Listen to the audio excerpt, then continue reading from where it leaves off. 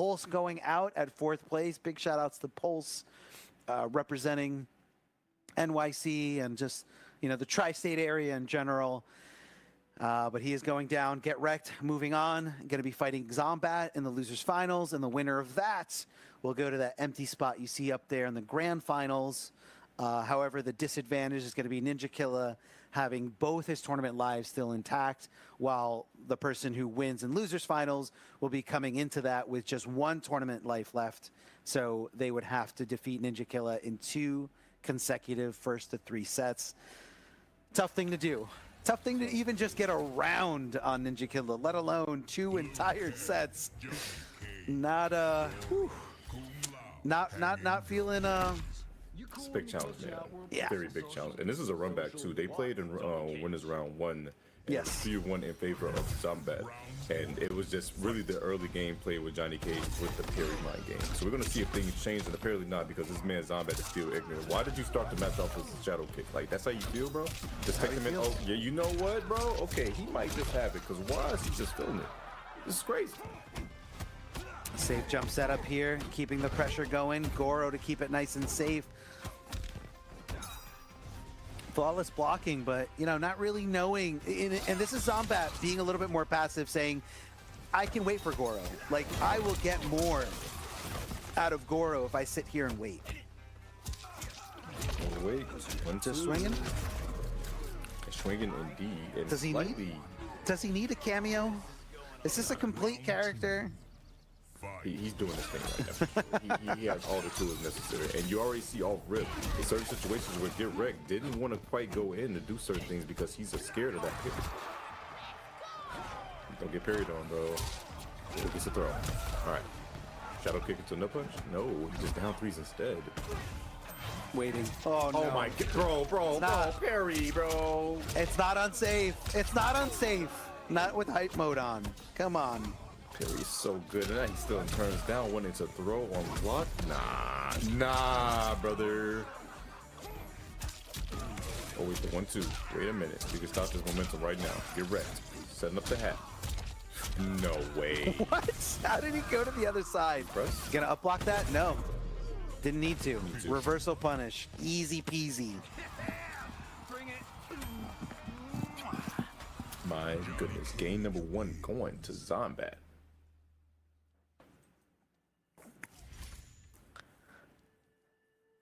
We've seen Get Wrecked kind of move around very passively on the character select screen.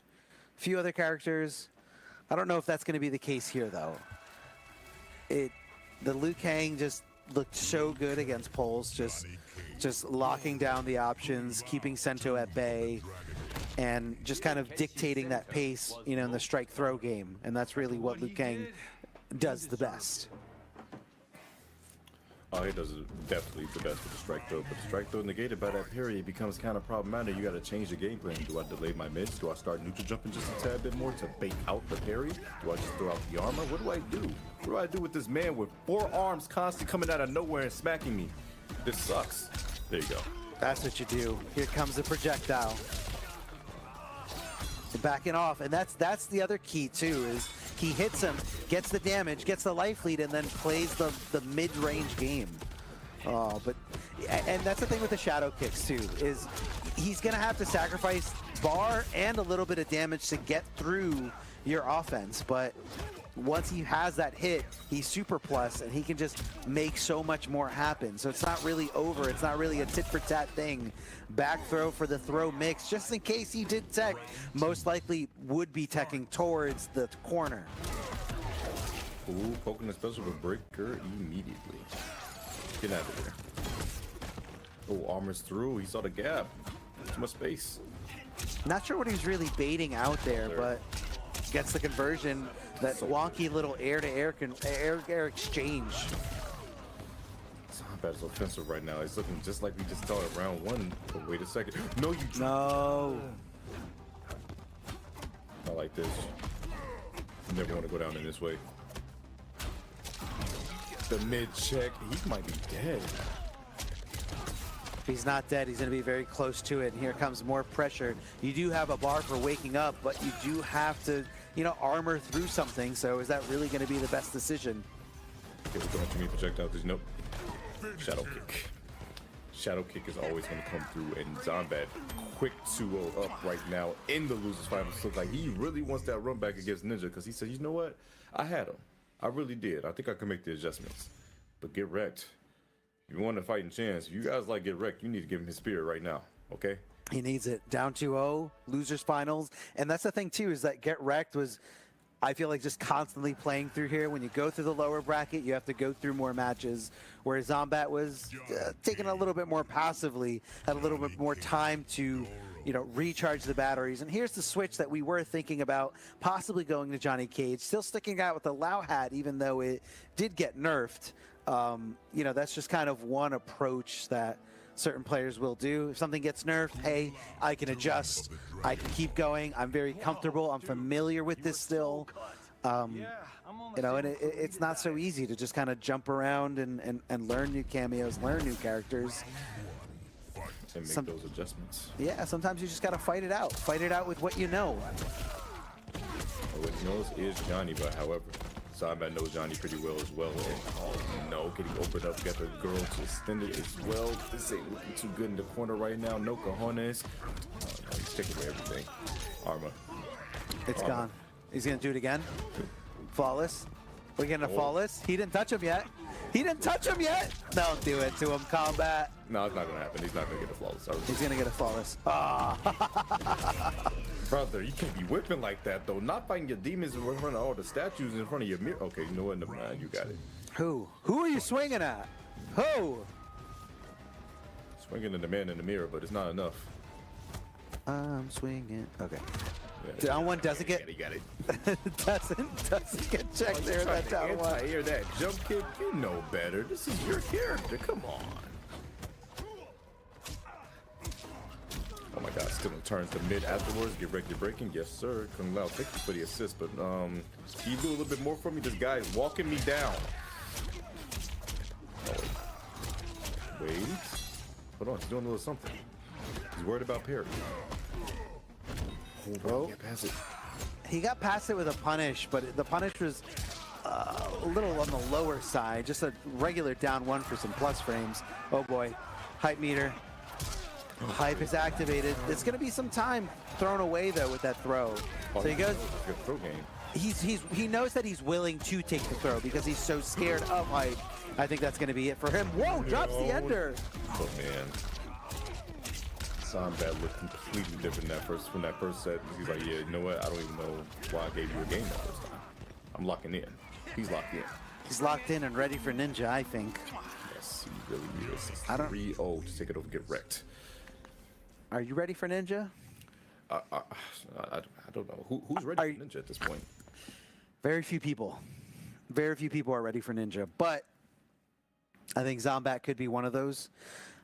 Do you think Ninja's okay? But remember that winner's set, it danced around a little bit. It started off with the Raiden mirror, and it ended up with Ninja clutching it out with Liu Kang at the end. So is Ninja going to start with Liu Kang? But before we go, that big shout outs to Mountain Dew for powering our instant replay machine as we get to kind of relive these awesome moments throughout the set. But this set was honestly very one-sided. All Zombat. You talking about the Zombat like highlight? Some awesome moments. It was just Zombat doing some work right now. No awesome wrecked at all, but like, man, he just knew. He knew. I mean, look, keeping it close there at the very, very end, it could have gone either way, but Zombat just on point, even in the mirror match, even against Liu Kang, like just perfectly calling out the throw attempts, the very brave decisions to let go of block, hoping a throw would be coming, and just challenging with mids. Zombat was all over it. All right, Ninja Killa, Zombat. It ended up with Liu Kang at the end. Is Ninja going to pick Liu Kang out the gate?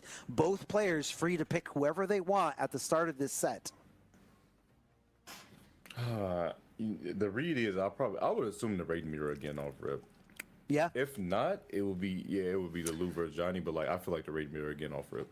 But think about it. If you're Ninja, like the Raiden mirror was not working out for him, especially not in the beginning. Like I want to say Zombat took the first game, I mean, he could have learned something, but it still required him to get off of that character and land with Liu Kang.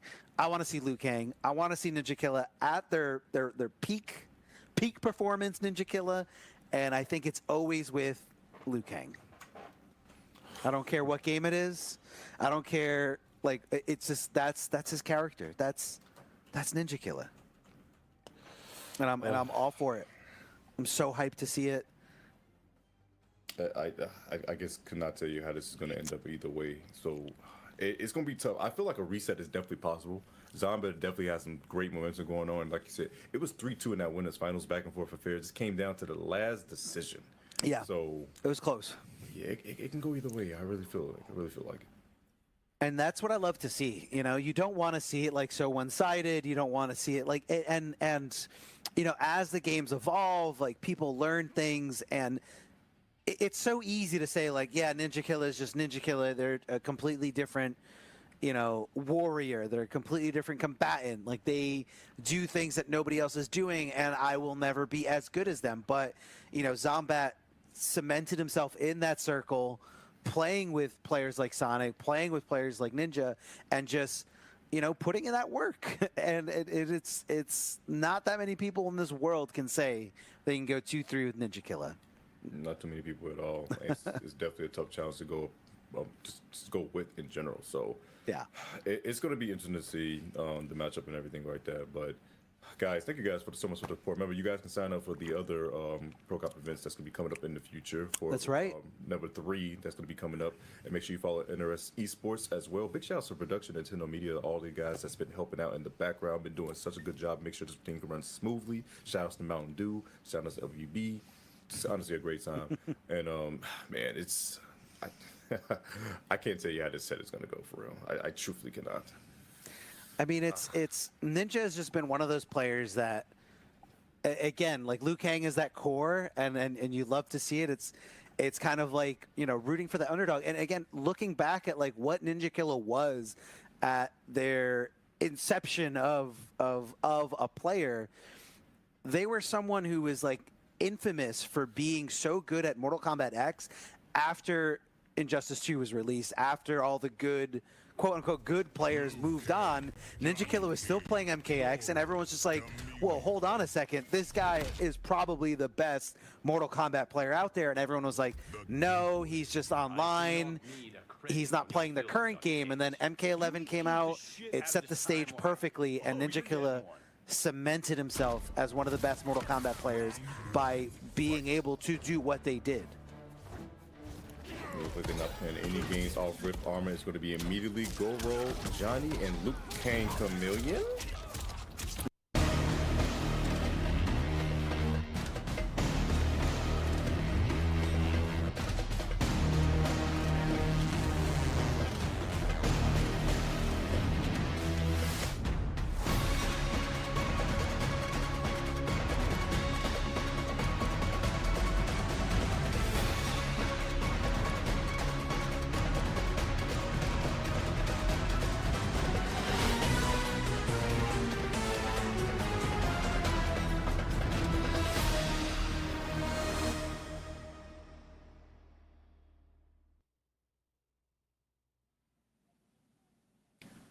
Hello everyone, and welcome back to the Mortal Kombat 1 Pro Competition. I'm History Behind the Warrior, joined by none other than Falcon on commentary, as we come into the final finale of what looks to be a very interesting Pro Comp. And a very final finale it's going to be, because we have the third Middle Eastern regional qualifier over here to set up for the regional finals that we've got coming up very, very soon. But this is going to determine who from the Middle Eastern side is going to be able to make it into Final Combat, which is going to be later this year. But let's take a look over the bracket. Are there any names in here that point out, stick out like a sore thumb to you? Oh yes, I mean, currently, right now, the person who's spearheading the charge is Tekken Master. Currently tied at the very top with what I believe is Scorpion Prox. He looks to be in the strongest position because he's just been a dominant force. You know, obviously winning UFA and winning every single one of these, he is in the best position right now. But of course, we can't take away from some of the other players that are on winner's side because they are there for a reason. Reaper and Faisal, both players who've shown they are incredibly capable in the online format. We also have some new faces over here in the top 8. You'll see Shady over there in winner semifinals. Some new faces to the top 8 brackets that we haven't had a chance to see from before. We've got Yaser and Aaza at the bottom, and then Nadav and Chuck Bass or Chuck Bass. I'm not sure how to say that one. Chuck at the bottom. And really interesting fact over here is Chuck is in losers top 8, but narrowly ended up in that position because they lost to TM in the previous bracket. Really just 3-2. 3-2, which is... I wish we could have seen that because no one's brought Tekken Master down to a final game in the top 8 so far from the first and second regional qualifiers. So I'm curious to see how things are going to look for them. And from what I know, they're a Pakistani player as well. So cool to see some South Asian representation. What's also very interesting is actually Chuck Bass or Chuck Bass actually participated in the previous one. This is the second online event he's ever done. So I'm interested to see how much growth there is because I believe he had gotten 33rd in the previous tournament, but now has made the top 8. And well, not many people can say they took the fight to Tekken Master in a 3-2 scenario. I mean, that's a definite come up, right? But we could see anything happen throughout this top 8. Reaper has done exceptionally well in the past 2 qualifiers, making it into grand finals and also making it into losers finals in the previous. Faisal obviously making grand finals in the second regional qualifier that we had for Middle East. And all the new faces, we really have absolutely no idea who they're playing, how they play, or anything like that. So it's always a welcome treat for both of us over here on commentary, and I'm sure everyone over there at home. Especially with the current patch, of course, with the release of Peacemaker, then followed by a patch. You know, it's interesting to see the changes and alterations. You know, characters like Quan Chi, who were severely looked down upon on release, are now just like fearful juggernauts, if Twitter is anything to say by. And I mean, if Process's like exhibition with the character was anything to go by, Quan is an absolute force to be reckoned with. And it's cool to see because he's been regarded as one of those characters that's like either top 5 or absurdly bad. And I think most people tend to go with the latter. But as we're over here in game number 1, first match of the night, we have Tekken Master versus Shady. Yes, of course, since the last patch talking about it, Tekken Master has opted to go with Raiden Kano, arguably one of the strongest, if not the strongest team in the game, ever since Baraka Striker has been kind of tweaked. Oh, what a whiff punish right there from Shady, though. Catches the launch, ends in the nut punch. Gonna get the OP, gonna walk him down. Of course, Storm Cell into the Kano. Ooh, no challenge when it gets clipped with down 1 and the back throw. Everything we're going to see over here is going to be very familiar gameplay for many people because Raiden Kano is quite a popular team. But Johnny Kano is something I feel like I don't see very often. You tend to see Johnny with a few different cameo selections. Nice punish right there. The EX Shadow Kick. And right now, Shady actually with a pretty significant life lead over here. Tekken Master in the corner, gets the back throw, repositions Shady, and still has the Fatal Blow available. Yes, and it's still absolutely insane that Tekken Master can bring this back, and he just might will with the Fatal Blow, but gets the breaker out, flips him out of it. That was a really good break as well from Shady. All right, opting for the armor this time. This is kind of an any hit will kill situation between both these players right now for game number 1. Sorry, for round number 1 in game number 1. Ooh, can't catch him. Oh, that was a bit scrambly at the end there. What, 12 seconds on the clock? And Shady does take the first round, looking relatively comfortable in this matchup, I must say. Looking very comfortable, yeah. Yeah, I know to some and most people playing online, you know, the idea of Raiden Kano can feel very suffocating, very overwhelming, especially with how popular this team is, especially in the online presence. But oh, sure. This is going to do a lot of damage. There's a big jump in. Yeah, going to have the corner to work with as well. Ooh, looks for the meaty. Down 1 elbow, knocks Kano out. I like the down 1 check as well from Tekken Master. Acknowledging that that is going to be fake. Can still get the poke. Finds the launch this time. Going to close out the round with a good position as well on screen as we're going into the final round. Yep, a completely different contrast from what we saw in the previous round. Shady put up a lot of fight, but Tekken Master looks a little bit more comfortable. You know, one thing Tekken Master has shown throughout his time in NetherRealm games especially is his adaptability is like second to none, and it's terrifying to be on the receiving end of. That's very true. Nice, down one check, gonna go into the Kano ball, but Armor's through it. All right, I like that offense now from Shady. Gets the back throw. Health bar's relatively even. That is a free pickup right there from the Kano knives. Fortunately for Shady, has Tekken Master in the corner. Gonna have to watch that potential throw threat as well, but finds the mid and forces the breaker. Yeah, squeeze it right out That is him, a but big risk. He just spent the breaker and he went for the fly. yeah, Tekken Master taking a lot of risks at the moment. It's playing a little bit uncharacteristic from what we're familiar with, but that just might be the position that Shady's putting him. Very, very tight, very, very comfortable in his ballpark. Now, if Shady had punished Tekken Master efficiently, I'm sure that they could have taken the game then and there. So Tekken Master was sort of awarded a lifeline with the fact that he didn't die there. But ultimately, Shady was the one that came out on top in game number 1. Now, I'm not sure if anyone realizes just how important this is, because Tekken Master has basically looked indestructible in the Middle Eastern qualifiers. All of them. Like, Yes. literally indestructible. I think there's only been... Wait. I actually don't think he's lost a game in any of the top 8s. I don't believe so. It's been pretty clean, but I think that also goes to show the significance of the recent change that we've had with the patches and Tekken Master coming off his character of Baraka Striker. And we have a Tanya now. Interesting. Okay, that's another character I didn't expect to see him pull out. Definitely seen Tekken Master play Tanya either on, I think just through streams and stuff like that as well. And he's got a pretty mean Tanya, but right now Shady has the advantage. The knives are going to break the Tanya armor, so very little value for the bar that was spent. Yes, of course, this is a team I feel like a lot of us have become very familiar with, especially since Vianality 2023. Very popular team. Beefy punch gets the extension with the Goro into the corner reposition as well. They're going to go for the buff as well. Has a corner to work with. Beautiful dash outwards. Looks for the meaty. Going to get the pushback. Shady is just playing very unafraid right now. Like, I feel like Shady isn't... How do I say this? Respecting the kind of caliber that Tekken Master is. He doesn't care whatsoever. Roy yeet.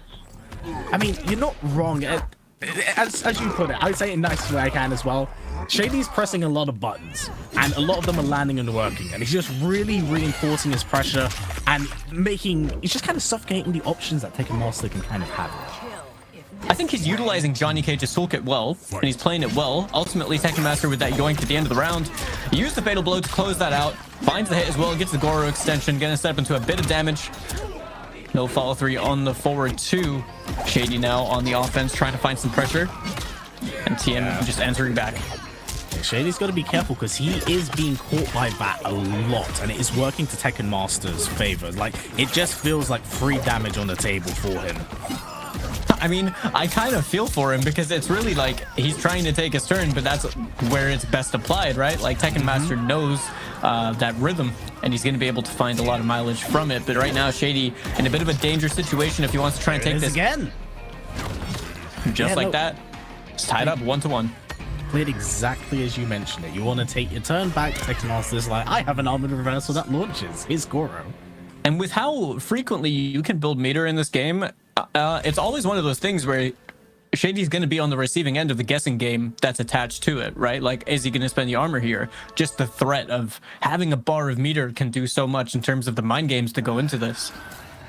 Yeah, honestly, that's the thing, right? When it came from MK11 into this game, you know, those who were introduced to MK11 may have not been familiar with the idea of like traditional armored reversals from previous NetherRealm games. So I'm intrigued to see that. And saying that, we're getting another character change at the first game of the tournament. First game of the top 8. 2 character switches. Now, I do like watching some Shao Kahn. Sticking with the Kano as well. I don't know if I've seen Shao with Kano, but then again, I very rarely tend to see Shao Kahn. Shao Kahno's scary, man. Armor breaking properties, makes a lot of his 50-50 options very safe, covers so much. Basically, he does kind of like what Striker Grenade does, but is more gross about it. Good spacing of Shady, just backing up a little bit more, choosing to overstand.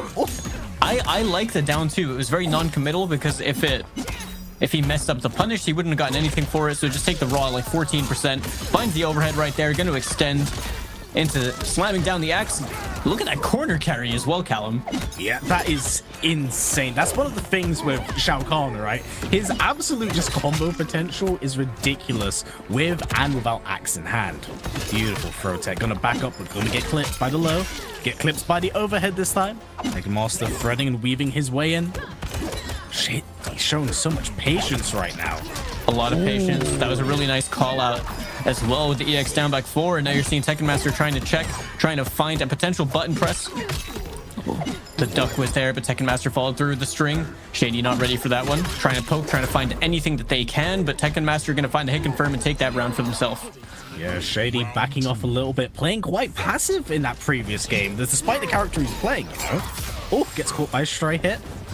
I think he's looking for Tekken Master to potentially make a mistake or try and slip up or anything, or try and force a whiff or a bit of armor. You're seeing a lot of patience right there, but the timing on that button press was immaculate from Shady.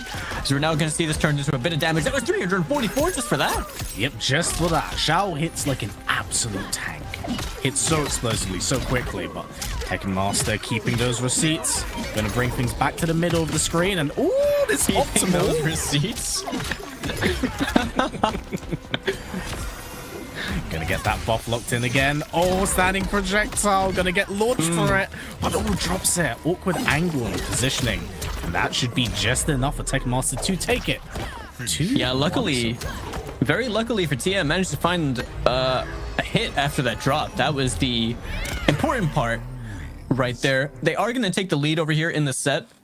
It's going to be 2-1 right now. I do like what I'm seeing from the Shao Kahn. I guess in a way, like, it probably feels more comfortable to play than playing on Johnny, because Johnny's going to mean that you have to be really, really up close and personal, whereas Shao kind of, you know, good movement, good reaching, but like far-reaching buttons, presence from full screen outside of Kano, and maybe that was just sort of the thought process behind the pick in the matchup.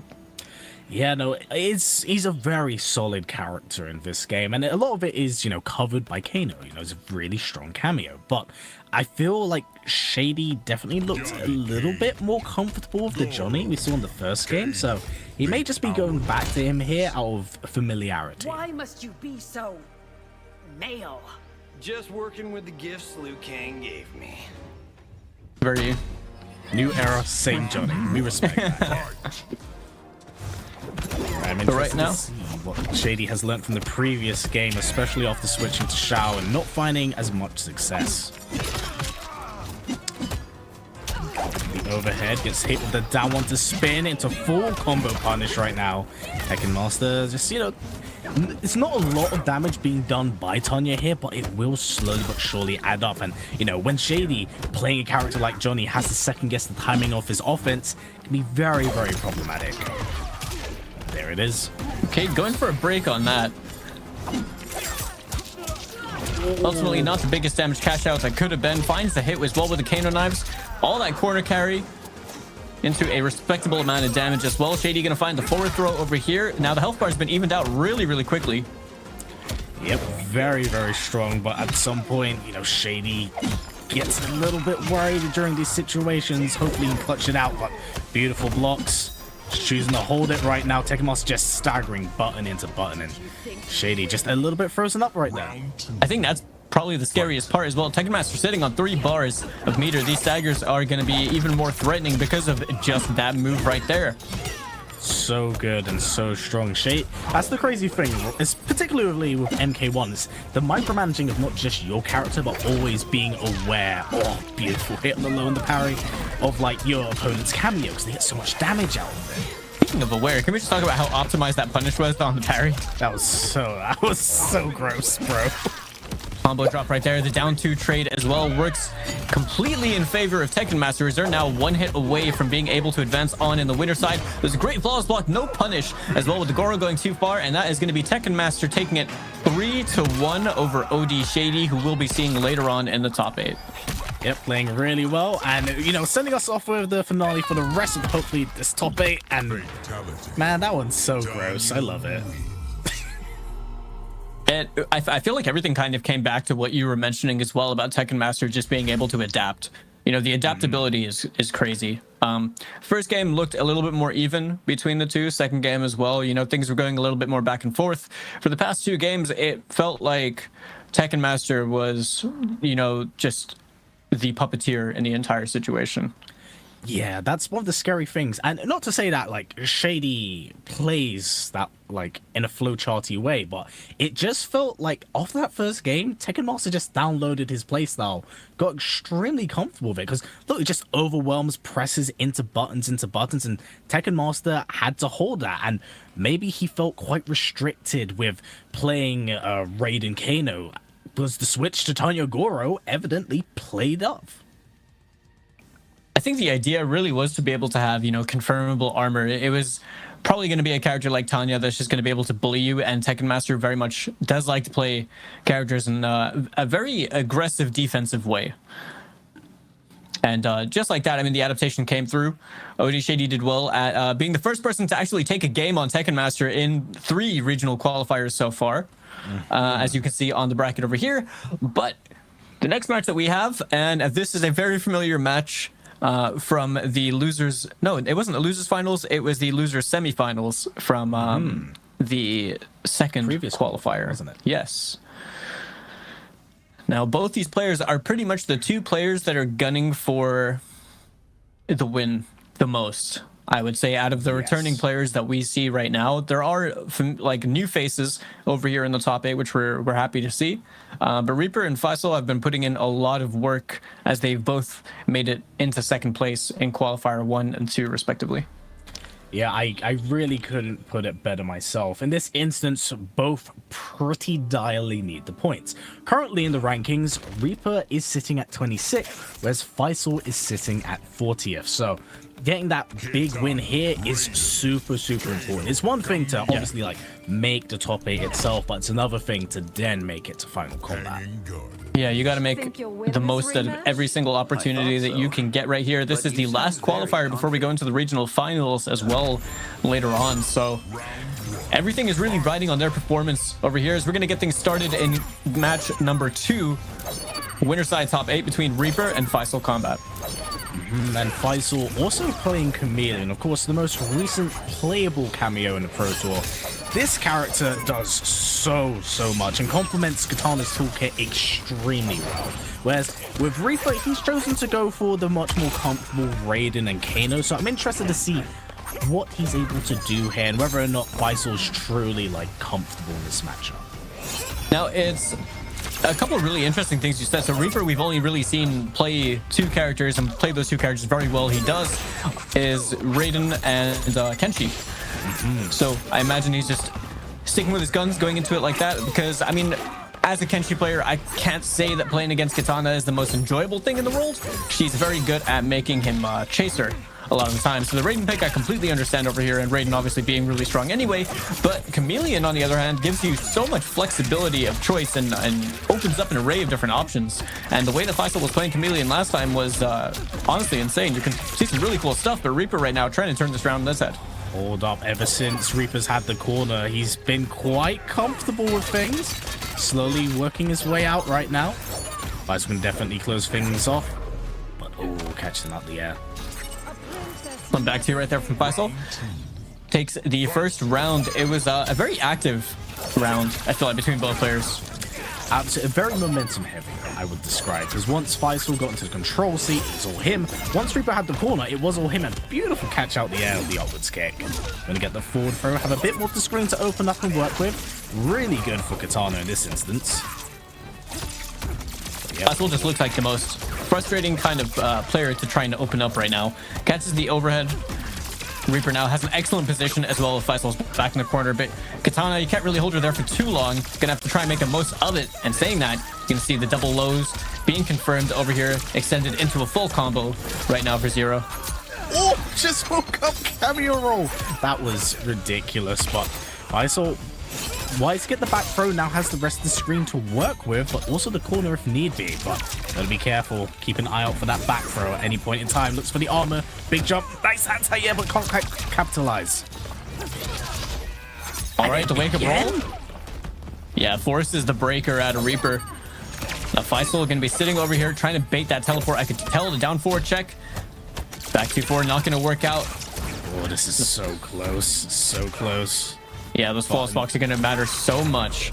Oh, I think he tried to get the flawless block on that instead of just ducking. Commentator's curse, my friend. But yeah, we're going to have a very close game between these two. They're playing so incredibly well. A lot of patience, a lot of staggers between these two.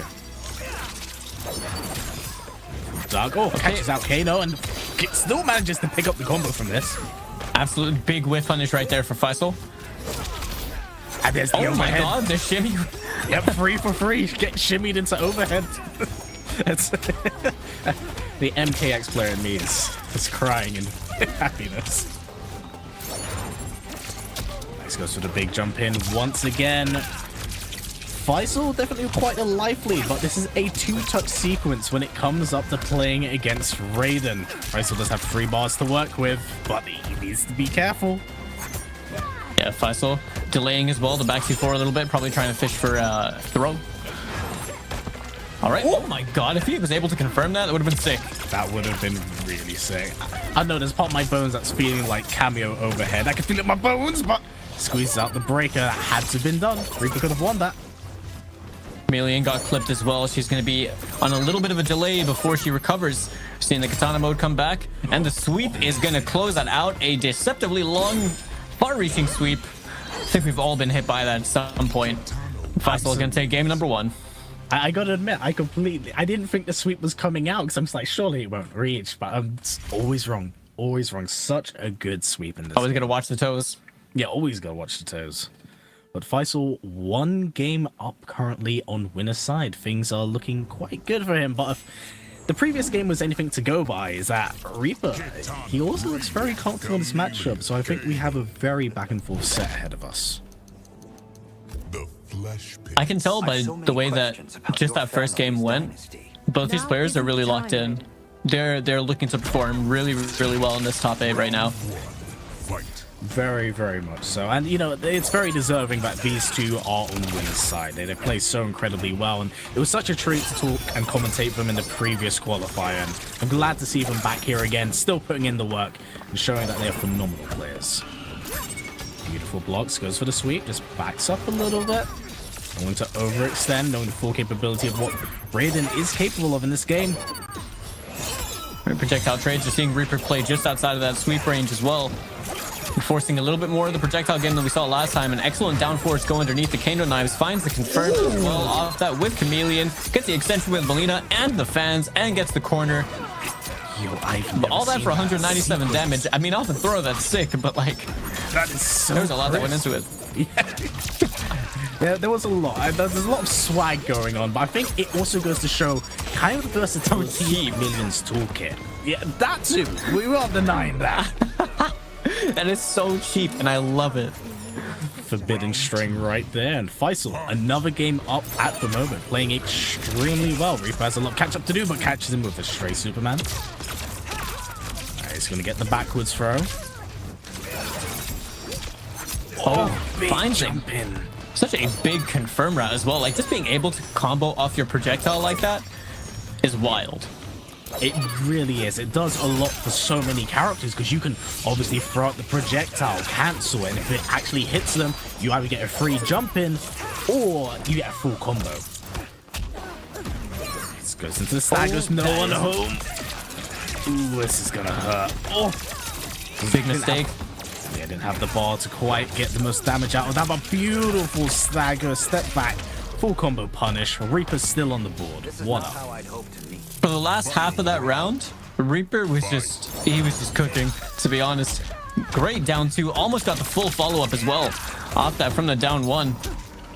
Now, I think the big call out from Reaper, considering that Faisal's done that at least 3 to 4 times now, would actually be shocking him out the sky and getting the full combo punish. But we have to wait and see if that truly is on the cards, because Reaper, it feels like he's just getting more comfortable in this matchup right now. What the heck? Wait, that autocorrect the other way?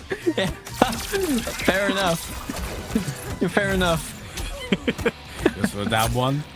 Staggers. A lot of buttons being pressed. Throws outside. Here you're seeing Faisal trying to make the most out of every single hit he can get. Drops the combo off the throw. That does look like it's pretty tricky to do. Reaper now Yeah, looking like he might have been in the driver's seat, forced to break right there from Faisal's confirmed. Now Faisal sitting on the fatal blow as well, has that to work with. Still keeps Reaper in the corner, finds a hit, no capitalization on that, but gets the follow-up with Chameleon over here. So isn't going to do the most damage in the world, but it sets up for more. Yeah, things are definitely getting a bit scrambly between these two, but there you can only do that so many times. Oh no, Reaper drops the combo, flawless block. It's absolutely winnable. Goes into the low, and things are getting scrambly now. Things are getting very, very scrambly right there as well, but Reaper taking the game for himself this time. I think Faisal might have been looking for a flawless block on the second hit over there, and didn't quite get that to work. A little bit too late, I believe, but you know, very ballsy to definitely attempt that. So even with that in mind, considering the first game and now in our second game, Reaper looked so much more comfortable in the second round of that second game there. It feels like, yeah, we're seeing a lot of micro adaptations between both players, and they're picking up on each other's habits. They're picking up on each other's, you know, like strengths, I think, more than anything. And we're seeing constant adaptation between both these players, and the score really reflects the kind of match that we're having. Absolutely. Like I said, we were definitely going to have a set on our hands today. And Faisal definitely also rocking that really nice guitar skill, might I add. Armored breaker, get off me, goes for the setup. Gonna sit on it and throw some size, smart. Yeah, a lot more, this game is gonna be a lot more patient, I feel. At least until Reaper decides to teleport inwards. I feel like we're gonna see a lot of active movement, checking with pokes. And both these players are playing like their timing and their cameo system really well. But that was a really nice trade set up right there for Faisal. Forces the breaker out of Reaper, and now you're just going to see Faisal try and lame him out over here. Using the fans, force him to approach. Because he has the health lead at this point. If he's able to set up enough, the ground trap can add another layer onto making it really awkward for Reaper to try and approach. As you're seeing the Jade Aura right there. Yeah, Faisal playing a much more, what would be deemed as a bit of a lane game at the moment. Just backing up, but overextend. Reaper now has one to work with. And just a raw overhead to kick things off every time. Overhead that catches everyone, I swear. It's the last thing you would expect, and it's like point blank. It's like, I don't blame everyone for getting hit by it. Nice ducks, just a big jump free. Now has middle of the screen to work with, and big down. Oh, nice. Yeah, no, that was a great punish as well, knowing that the Kano knives were going to fall. Now that was a fortunate situation that led into a little bit of a disaster right there for Reaper, dropping that combo. Faisal, now I like the fact that he's not just, you know, mindlessly throwing fans. He's really using them at a range where I feel like he might only lose the teleport if it's a hard read and Reaper was to throw that out there, but that's also coming with a lot of risk attached to it. But Faisal right now finding a couple good situations for himself, tacking on the damage, knocking Reaper into the fatal blow territory. That was a great pickup as well off the jump kick. Reaper forced to break, no resources left, gonna have to find the hit and go straight into the fatal blow. This is gonna be as little scaling as I can imagine, and that's gonna hurt quite a bit, but not enough to kill. It's a lot of damage being left here on the board. It's going to put Faisal as well in Fatal Blow, but keep in mind now, Faisal has 3 bars to work with. Fatal Blow at his fingertips. Oh, that bait was so good! No follow-up! I get it! Oh, that one Storm Cell flawless blocks it, gets clipped by the Kano Ball. Reaper has no meter, no Fatal Blow, no nothing. This is just straight raw gameplay right now from Reaper. Faisal sitting on 2 bars right now. We'll have to see if they got a little bit greedy, but they did not. That jump in, getting anti-air clean out there. This is really going back and forth between both these guys. Yeah, Faisal playing quite aggressive during the end of these last few games instead of, you know, playing quite slow, methodical as we saw at the very start. Just kind of adapting, working around, and oh boy, this is going to be a lot of damage locked in on the board right now. Oh, choosing a Fair chunk of change. Right there, seeing followed by. I love the fact that you can combo off the throw. Gets the Melina follow up as well into the ground trap. That was a sick combo. Yo, he just combo videoed him with a flawless that entire round. That entire sequence was just what happened? That just turned into a check video. Yeah, no, that's for Twitter, man. That's for Twitter. Clip it, guys. But excellent stuff. I don't know what happened there. I gotta be for real. That last round was so quick. Like, in comparison to the last few games, especially the first, which was very slow, very methodical. Faisal just, like, he threw everything at the wall, the kitchen sink, the spaghetti, and just won the previous game. I like how he prioed the sink before the spaghetti as well. That's a really important thing we need to focus on. All right, no, but to be honest, one thing I wanted to mention was morale. That was definitely going to be a morale booster for Faisal. Both these guys right now are going to be wanting to stay in the winner side as long as possible, because I feel like the points matter the most to these two that have really been busting ass in the past two qualifiers. Now you're seeing Reaper playing with a lot more aggression as well, finding these hits, finding these confirms, gets the corner. Yes, this is really where Reaper needs to be, and again the overhead just catching Reaper every single time. Oh, goes for the forbidden string that we ever rarely see be finished. So the corner to work with right now, but Faisal playing very aggressive like last game. You're seeing, oh, that was a definite drop on the Superman right there, but the jump kick into the electric fly is going to close out the round. The one thing I want to say is the aggression that we're seeing from Reaper is very good. Yes, he's definitely shutting down a lot of Faisal's options, suffocating it, and it's making Faisal maybe a little bit second guess his options, make these little mistakes, which Reaper is plucking off. So the knives. Keep the glaive up with down one string. I'm really glad that we're not seeing Reaper play with a lot of mistakes or anything like that. He seems to be playing even better after having quite a rough round in the previous game. It's like that hasn't affected his mental whatsoever. Right now, he does find himself in the corner. He is going for the Storm Cell right there. That is going to get punished, but he had the breaker to sit on. Yeah, if anything, that loss in the previous game has just made him play far more aggressive. That'll be interesting, but does get caught. Has to hold this. Faisal, match point. 3 bars locked in. Looking very comfortable right now. Faisal's in a very good position right now as well. Yeah, has Reaper in the corner. 3 bars of meter. You got to watch that chameleon as well. That could be a very big indicator, but finds the hit. This is a big opening hit. Big opportunity right there for Faisal. He's going to find even more follow-up off the shove as we're seeing the combo being dropped. Reaper immediately answering with a poke of their own. Finds the low as well. Kano going to extend this, get the fly, go back to mid-screen. As we're now kind of in an even footing situation. Both players on full sticks of butter. Yeah, beautiful reversal of Faisal right there. Landed it twice, so he's got to be a little bit more careful. Going to get the plus frames off the Melina throw. Oh, goes for the forbidden string. Goes for the double forbidden string. Again. Yeah, and 3-1 to Faisal. Taking the points and going up. And, you know, considering we were talking about the positions between these two, Faisal really, really needed that, seeing as Reaper is ahead of him, points-wise. Yeah, definitely. Because we're seeing a lot of excellent play from both these guys. This is really one of those sets that the score doesn't determine how it went whatsoever. I'm struggling to even understand that was a 3-1. You know, I feel like that could have gone down to last round completely. But both these guys had exceptional moments right here as we're going to watch through some of the replays of that set that we had between Reaper and Faisal. Just saw some big confirms over here from both players, really, just trying to capitalize on every situation. That was the goofiest electric fly I've ever seen in my life. The autocorrect of a lifetime. And hey, man, it worked because it did allow Reaper to put a point on the board when he was 1 game down. But with that said, we do have this just fantastic sequence right here from Faisal. He just kind of snowballed that entire last round, and you know, that last game between these two here, like, it was just fantastic. And man, I gotta admit, I don't even know what the input for that string is. No, you know, no one knows. I think it's back 3-4, but I'm probably wrong.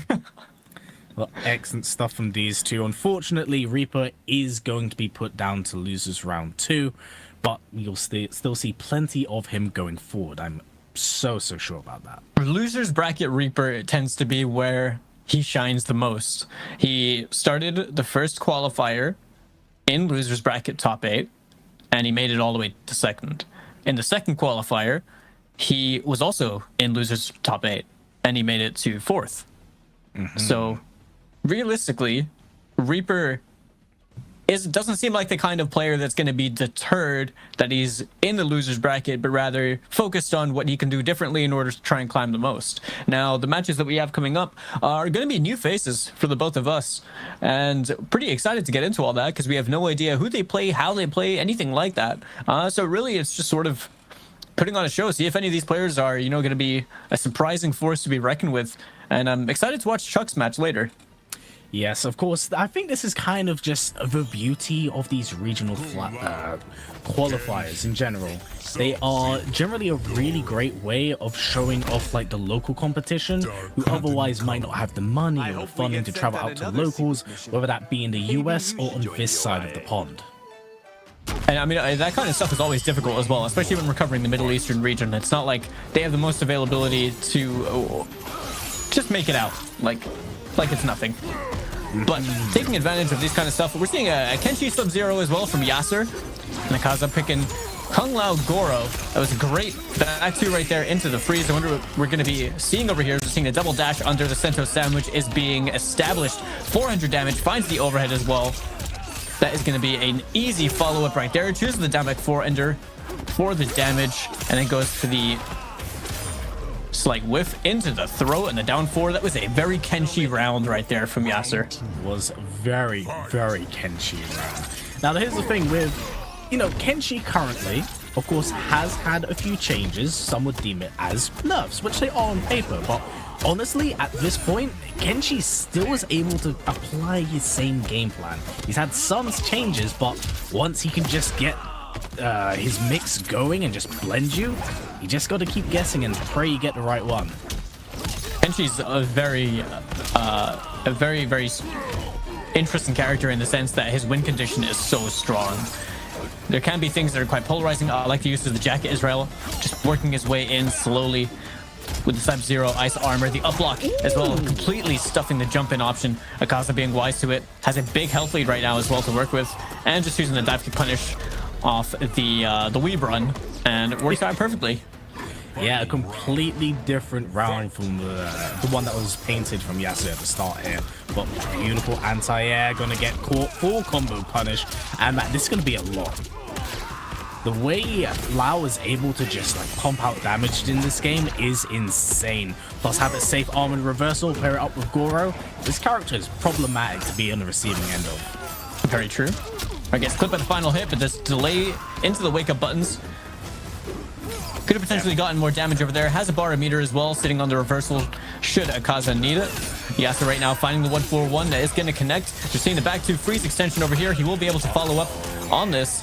Gets the sandwich, and look at the Sento time he has left. He can easily take the round over here, blows up the armor. Nice pickup as well with the stand one into the down back 4. Another situation right here, you're going to have to guess right, and you did not. There's a 1-2-2. It's going to close things up, and he is going to end in the brutal. Now, this guy is class. Let me tell you that. He went out of his way to make sure he could have ended in the brutal. That route was specific to make sure he could have ended in brutal, and I respect that. You mean, what's winning if you can't style on them, right? This is one of the most satisfying brutals to do in the game. I will die on this hill. No, it's very good, but I want to talk about that previous game and what we were able to kind of take away from it, because Aaza, a bit of a slow start. He took the second game in order to get things going, but once he did, it was all him. But the second we saw Sento out, the second we saw those 50-50s, man, Yaser he just kind of mauled him. I can't lie. So I'm gonna spitball something, and I want to see if you agree. It seems like Aaza knows how to play against balanced Kenshi, but the moment Sento is out, it's almost like they're panicking a little bit. And that squirminess is probably the reason why they're getting opened up a fair few times. I mean, I know it's all a guess, but in the situations where Aaza has bar as well, you've sort of got a way out if you're a little bit more patient. Yeah, actually, one thing I want to point out, as you mentioned, when he's familiar with Battle Kenshi, is jumping upwards, negating that overhead. You know, he's done it a fair few times here, but every time that Sento stance comes out, you gotta be careful. Gonna go for the full push. I tried to jump out of plus frames. Yeah, not gonna work. Ooh, applies the armor. Goes for the big down two. Must be by accident there. Yeah, I think that was definitely an accident. Right there, and miss input, jumps out the corner, gets countered by the 2-1 into the back forward 2. Seen some projectile pressure as well. Aaza just choosing to run away a little bit with the life lead.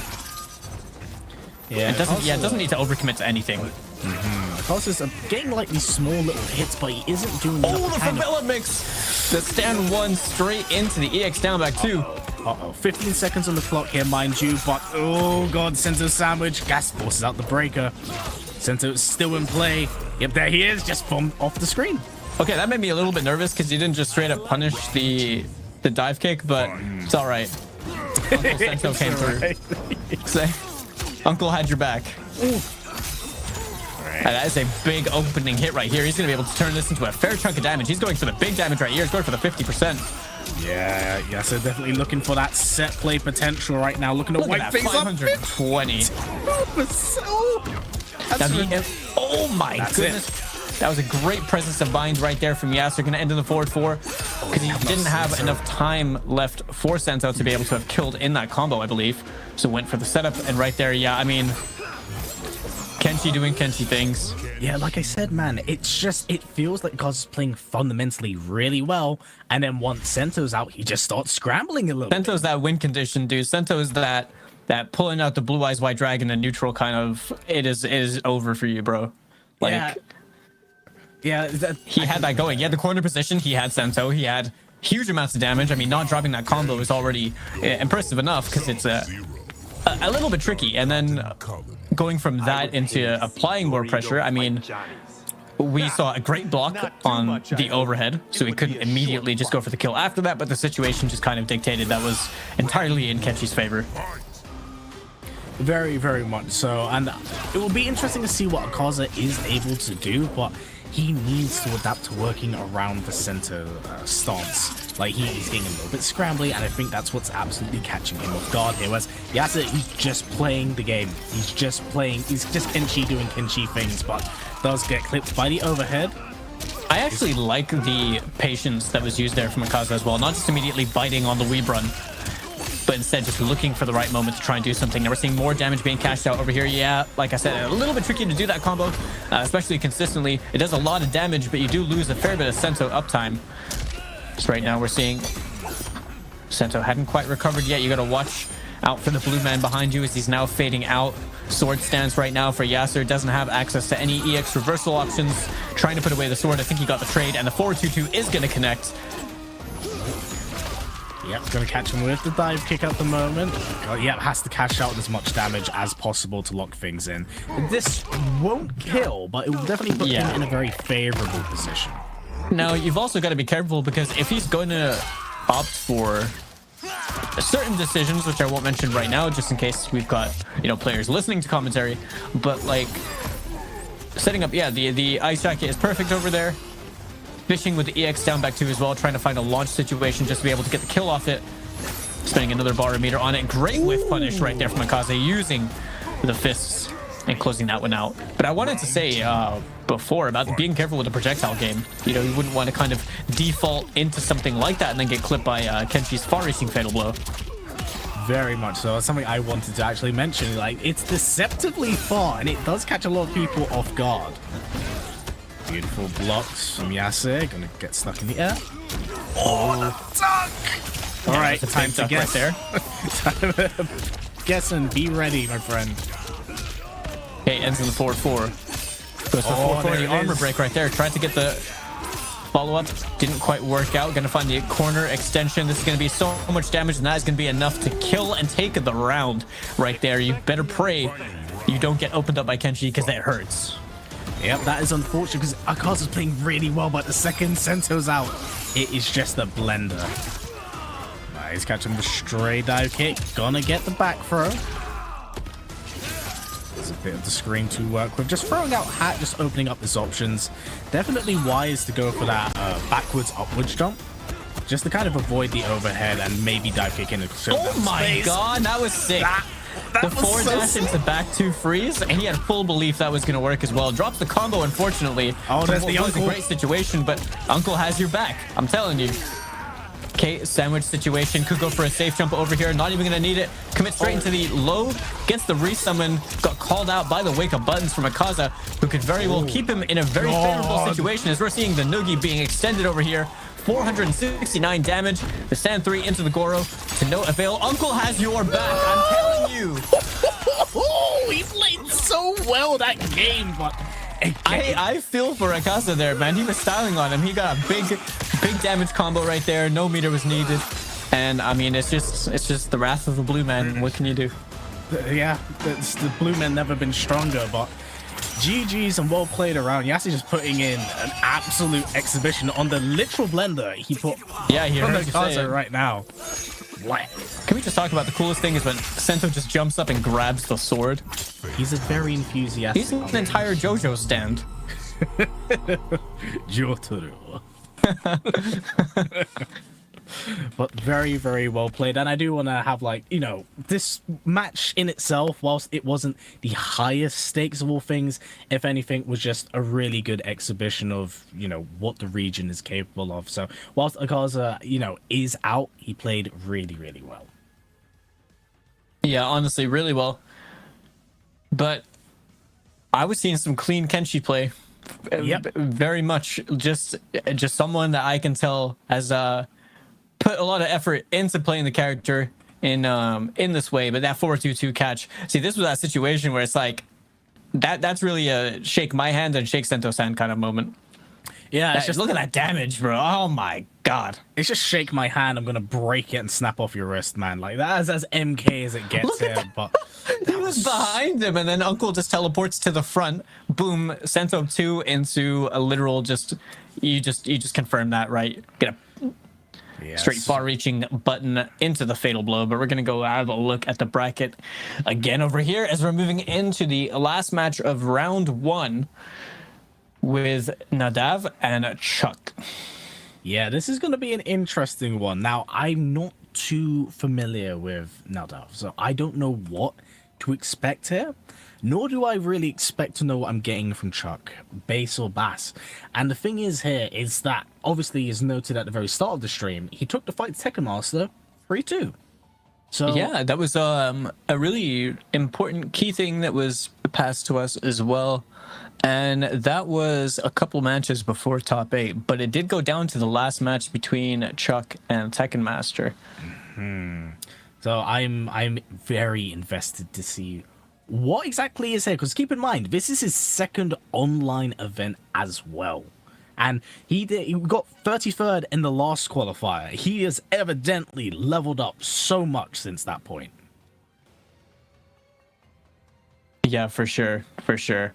It's going to be really interesting seeing what we're going to see in the next match. And then the winner of that going to be taking on Shady, who is the first person to be able to take a game off of Tekken Master in the qualifiers top 8s. And you see over in winners finals, it could have been Tekken Master and Faisal in winners finals last time, but Azerbaijan managed to clutch up in the set and win that one where he played TM. Azerbaijan not in this top 8 today. And Yaser versus Reaper is going to be a very interesting match that we have later, because Reaper also does have a very good Kenshi. So if there's going to be anyone that truly understands how to play against Kenshi, it's going to be a Kenshi player. So I'm curious to see how that's going to go, because I don't think Yaser's any kind of slouch. So we got double Kenshi mirror match potentially, also commentated by a Kenshi player with so much blue man energy going on. Yeah, well, I'm not gonna. I'm gonna try not to be biased towards Kenshi just because Kenshi, but Kenshi. I mean, at least I know what he's doing, so I'm that happy is with true. that. That's I fine. mean, you didn't know what he was doing in MK11. It was just always just too soon for that. Yeah, that's always too soon. Wait, I mean, I got hell for 4 years straight during MK11. Especially this guy over here. Where's this guy here? Saying that my boy got turned into a crypt accessory. I really appreciate it. He did. But that was just salt in the wound. Yeah, Too much of it. And now he's stronger than ever. So you know what? I'm fine with that. That is very, very true. You know, time makes the heart grow fonder, one might say. So I'm intrigued to see, you know, what the future generally is for this character as well, because it's great to have Kenshi back, as well as a plethora of the 3D characters who have noticeably, like, been absent for, like, 14 or I think it was 16 years for some characters. Wow, we're getting old. So it's nice to see characters like Usher back. Yeah, that was an interesting reality check right there. You know, here's a crazy old. one for you. Some of the 3D characters are older than the current MK fans. Damn. So, I'm going to be commentating with a little bit more despair in my voice for the rest of this top 8. That's Yay! for sure. But I'm curious to see what's going to happen between these guys, because we have no idea who they play or anything like that. But if someone was able to, you know, take it to last game situation against Tekken Master, then I'm curious to see how they even approach this entire top 8, especially being in here from losers only having lost to Tekken Master. So it looks like we could be having some really, really good matches on our hands. Nadav, on the other hand, no clue. I can't even say that I've heard of the name, so I'm really just hoping to be pleasantly surprised. Yeah, again, it just touches on what I mentioned about the regional exhibition and like the favorable position, you know, these sort of sets really give to a lot of lesser known players, you know. I feel like a great example of this, you know, was back all the way, well, not in online, offline presence, but, you know, when we rest in peace, by the way, but to Celtic Throwdown. You know, it was a really big exhibition spot for players like Video Game Joe, kind of putting what he had in exhibition to the rest of the world. And we have other offline events like We Play, and that really helped allow players like Azerbaijan to cement their name amongst the rest of the community. Because, you know, Azerbaijan, really good, very well-known player on this side of the pond, but events like that and this had a lot more like international eyes on it. Yeah, and you're seeing a player in an offline environment that predominantly will play in online events, and I think Yaser is one of those like players that his tag is literally the country that he's from, because he is essentially like raising exposure for the fact that, you know, hey, like people out here play the game, like it's difficult for them to be able to make international events and stuff, but still he makes the effort to do so along with many other people over here. I mean, even just in the Middle East bracket right here, we saw Faisal and TM over in Paris at UFA as well. Both the guys put on a hell of a performance. Obviously Tekken Master winning the whole thing, but stuff like this is also great. I mean, I think I was talking about this a little bit last time with Spooky as well, where the international scene has never looked so big, so like prominent. And we're seeing things from all these different regions that, I mean, let's be real, if TM didn't fly over to the US and do as well as he did, it would be one of those things that people, I feel like, would still be sleeping on the region as a whole. Oh, 1,000,000%. But now we're starting to see that, wait, in every single quadrant of the world where we have pro competition, we're seeing some insane talent. Yeah, of course. You know, also shout outs to Misery or Misery Business. You know, shout from another player from another region who we don't typically see, but is extremely good and, you know, represents where they're from on their sleeve. And, you know, it shows that Mortal Kombat's a really big, just international thing that goes. That's so cool, isn't it? It's like when the community also like come together to really like produce their scene in areas that are underrepresented, like FGC Africa do stuff with you know, Mortal Kombat as well. And then you've got the Asian scene over there where Misery Business runs all kinds of community events. And then not to take anything away from the kind of ones that we have in you know, Europe and North America and stuff. And then like we know that the South American scene is strong, but then when the Chilean twins came on the scene, everything just kind of had a bit of a paradigm shift, didn't it? Where these guys they became insane. The final bosses. And they're just insane. Which is why I also think it also tied into, you know, talking about another online player, Ninja Killa becoming Evo champion last year, which was well deserved, long running, and, you know, it wasn't a matter of if, but just when. And he had the treadmill on the craziest incline during that top 8. I ain't gonna lie, like, as someone that was there in person, it was intense, really intense. Yeah, it seems like it. We're just getting things set up for the next match, by the way. Appreciate all of your patience over there in chat. We'll have things underway very soon. and we'll be able to progress on with the top 8. Now, since Chameleon has become usable in pro competition, we've been seeing some insane stuff with Chameleon, and I feel like she's one of those characters that fits in with, I think, everyone, right? Like in some way, she seems to just fit in with everyone, and we're always seeing really like cool things that are coming from a cameo that essentially stems from a sort of RNG system. Yeah, well, that's the crazy thing. So, fun lore dump time, because of course it's me. When it came to Chameleon, she was a character that had a rotational system back in like the original MK3. I think it was one of the very many ports that did come around that time period. And I think it was really neat and very cute that NetherRealm decided when they were implementing Chameleon, we're going to put her on the same rotational timer that she had in the original games, with giving you some extra steps of how you can manually use it, and of course put it up to the combo system of MK1. So I think they did a really solid job, and with the style of how the rotational system works, she might arguably be the most flexible cameo on the roster. I would think that you're right in saying that. Yeah, I've never seen anyone open as many horizons as Chameleon seems to be just opening up for loads of people. I mean, even the kind of stuff that we were seeing Faisal do with Kitana, and also shout out to Nuji, literal combo god. The stuff he's doing with Melina and Chameleon, it just looks insane. Like the kind of routes that you're getting. But it's really cool to see, and eventually we're gonna see Peacemaker, I'm sure. How would you describe Peacemaker? He's strong. Peacemaker is insanely strong. His damage output is, I don't understand. Yeah, it's so high. That's the thing, right? So here's the thing when it comes to Peacemaker. Anything he does can literally just go into the grab, into the reset, and if you want to go for the restand, use the gun. If you want to go for the launch, you use the sonic boom.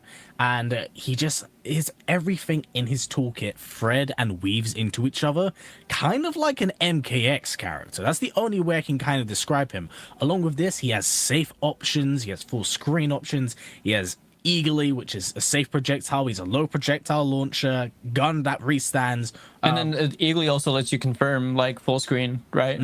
Yep. It's super duper good. He just has such an insane, well-rounded kit. If only Nightwolf was that creative with the Eagle, honestly. We could have had so much more. Always next time. Pain. I guess Nightwolf fans are now the Kenshi fans of MK1, unfortunately, but feels bad for the Matoka and MK2.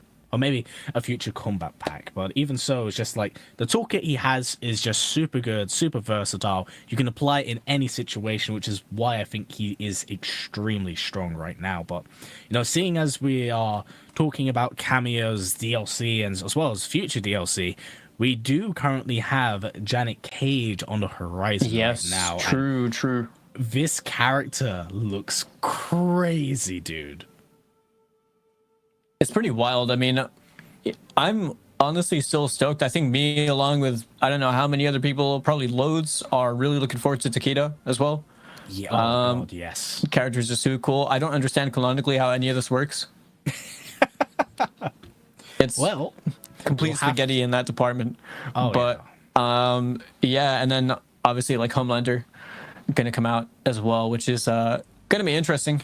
But either way, like it's cool to see the pick percentage for Chameleon that we have been seeing, because she seems to be a very popular cameo and she is quite new, and I guess people are still sort of in that learning phase, so to speak. But speaking of DLC characters, looks like we have an Omni-Man pick from Nadav as well, which I'm always happy to see. I like Omni-Man. Oh yes, big fan of Invincible here, so I'm interested to see, because there has been a lot of the found of this character as the game's lifespan has gone on, but Nadav going for quite an unorthodox team. What I've seen of Omni-Man, Sonya, I can't say I've seen this team before. I think I've seen it. It rings a bell for some reason, but right now we're seeing the armor being spent, has the corner positioning as well. Chuck going on the offensive. Goro going a little bit too far away. Couldn't quite understand his directions right there. We're seeing it confirmed from Nadav. Gonna go into that Viltrumite stance, rub his face on the concrete for a little bit. Gets the extension as well. That is really cool. That is sick. I like that. Nice, can go Viltrumite stance. Knows that he needs the low in order to knock him out of it. Gonna clip him with the back throw. Has full screen to work with, but full screen overhead. Looking for the full combo punish. You gonna go into fatal blow? Yes, he is. All right, this is. I don't know if this will kill. It's gonna be a little button mashing going on here. I don't think this kills. There's okay, now I'm sorry. Oh wait, yes, no, this kills. Oh my god! Of I course wasn't it would be. expecting that much. I was definitely thinking there was going to be more scaling, but yeah, he wasn't playing with his food right there. Well, do have to keep in mind this is Kung Lao Goro, so it isn't quite the 1,000 health we're typically used to seeing. I think that's kind of the determining factor right there. But Valid point. Chucklay's playing very, very well. Unfortunately, had that last game snipped right out from his fingertips with the just full screen overhead. One gonna go for the low. Okay, goes for the poke into the EX back for it too. Cheeky stuff right there, but you're seeing the confirm right now from Nadav going into the Viltrumite stance, getting the extensions, use Square Wave for the follow-ups as well. Man, these refs are sick. Yo, that was sick as hell. Beautiful catch. I don't think this will kill unless he spent. Nope, doesn't choose to spend the bar of meter. Could have gone into the noogie, into the punches. But just gonna I keep do like pressing. what I'm seeing right now from both these players though.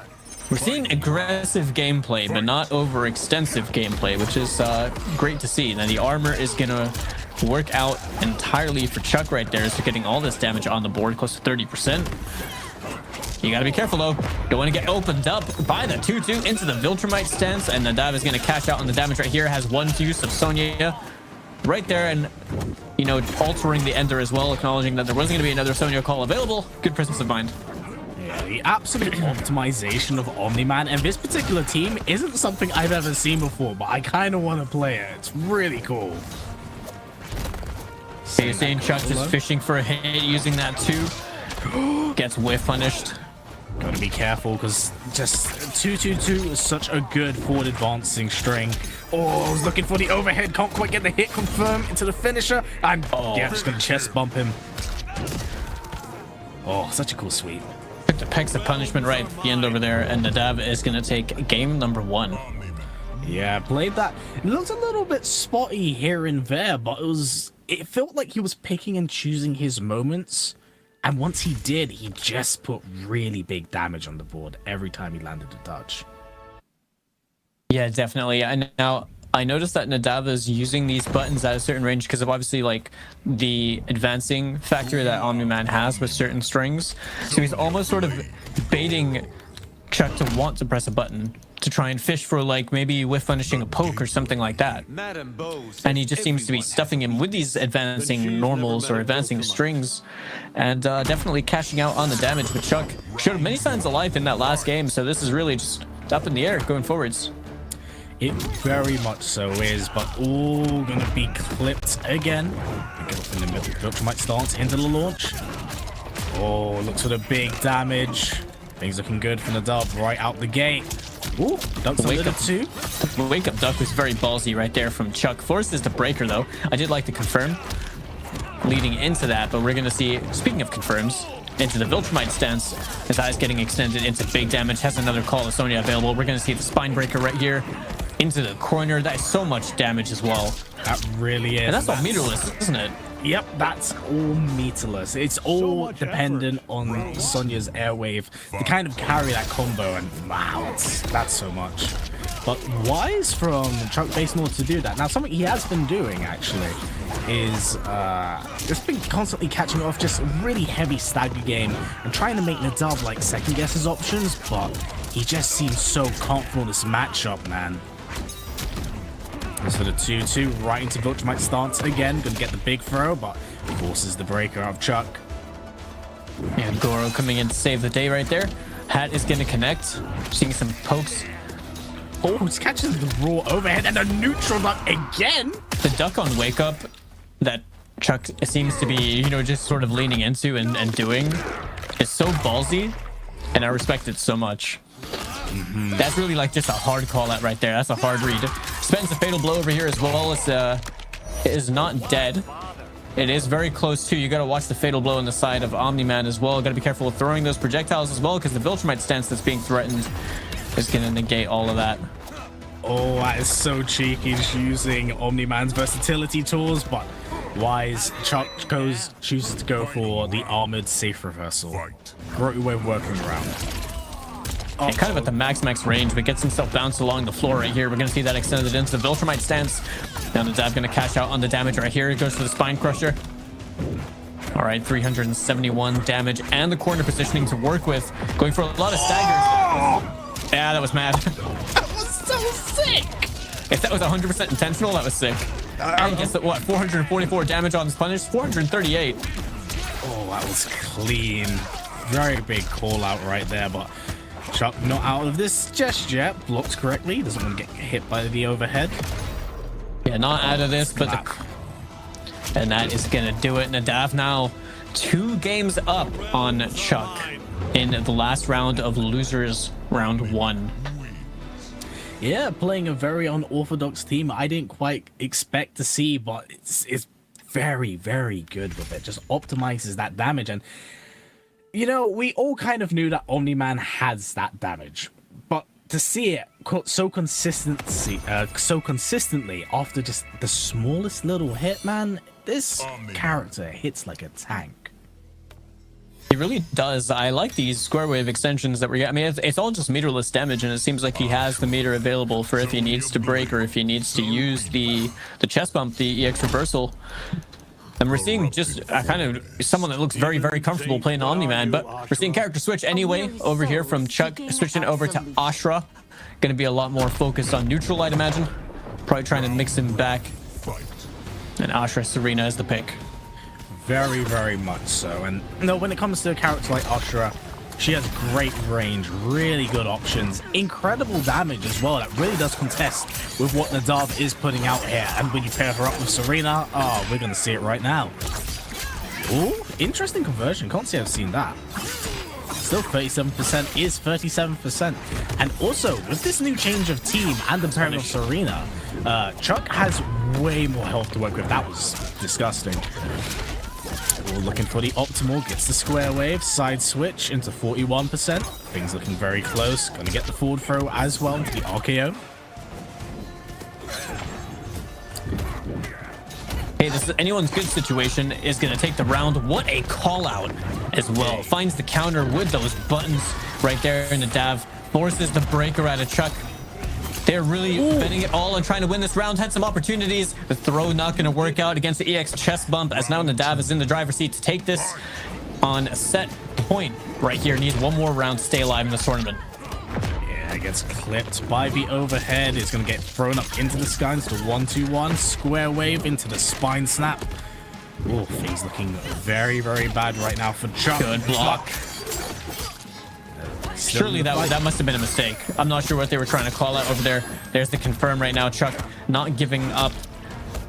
Yeah, Chuck unfortunately leaving a lot of damage on the board right now. Might be a little bit flustered, all things considered, but seems to be getting a little bit more comfortable as the game's going on. And just another overhead. Forces the breaker out of Nadav. I like it. Just straight send it. The buttons right there as well from Nadav is placing those at the right time and at the right space. Going to turn this into so much damage. Has both Sonya calls available. He has not dropped that combo. He has not. That is tricky to do. But armored wake up. Getting out the corner. Very smart from Chuck. Keep himself in the fight. Absolutely held that until the right time as well. Serena is going to be the whiff punish on the forward 4 right there. Chuck now has a great situation to start themselves off in this last round. What could potentially be the last round for them in this top 8 if they don't turn this around now. Oh, the duck. Neutral duck goes right under it into the Viltrumite stance. Gonna go for the optimal again. And I think is, gonna go for the spine snap once more and has the corner as well. Beautiful So consistent with that combo. The 2-2 getting confirmed into the Viltrumite stance. And that is going to be another big source of damage. Ends in the pecs.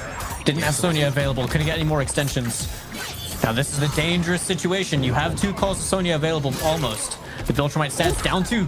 Straight out of it. Challenging with buttons on wake up. What a duck as well from Chuck right there. And that is going to close out the game, keeping himself alive in this top 8. Yeah, that was a very, very close game, and it's definitely quite a contrast from what we saw, because Chuck looked a little bit unnervous and a bit uncomfortable with the switch, but as we got to the second game, he cleared up a lot of his execution, looked a little bit more comfortable in the matchup, and, you know, maybe that adaptability is starting to slip in right now.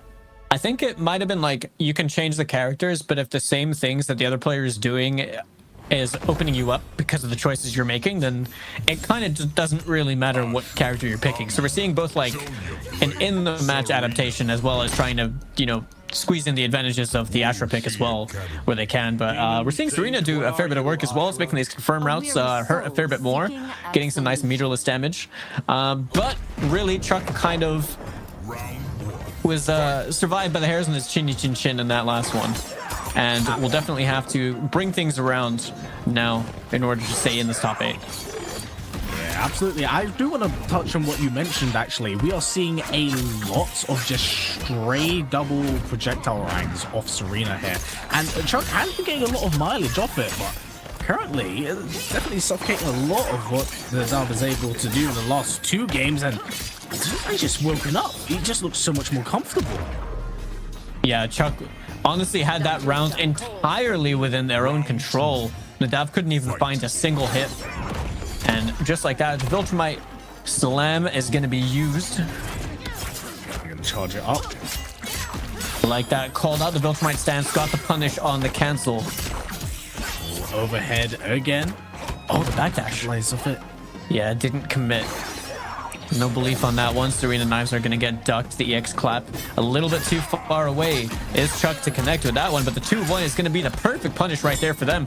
Crumple into a fair bit of damage, and the stand 2 whiff punish as well. That is going to force the breaker. Yeah, the range of Ashra is really catching the dub at the moment, and these switches and these challenges, very ballsy. Goes into Viltrumite stance, has to get as much damage as possible right now on the board. Things are looking very, very scary, especially when you're this close to maybe winning. And you're gonna have to keep composure as Nadav for a chance to win. That is gonna be a free punish on what was a very hasty decision from Chuck. Not sure about that one. And Nadav once again finds himself on a set point right here to stay alive in this top 8. As this is loser's top 8 that we are watching right now. Loser of this is going to be eliminated from the bracket.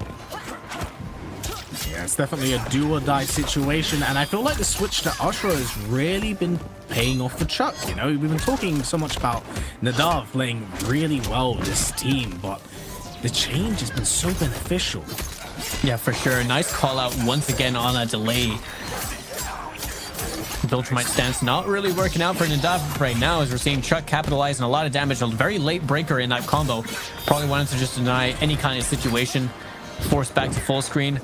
Nice patience, not getting shimmied by the forward 4 as well. The projectile into all these plus frames right there. The forward 4 trying to be disrespected. The wake up fatal blow as well from Nadav. Not going to work out, and that is going to be a clean punish right there for Chuck, as we are now tied up 2-2 between both these guys.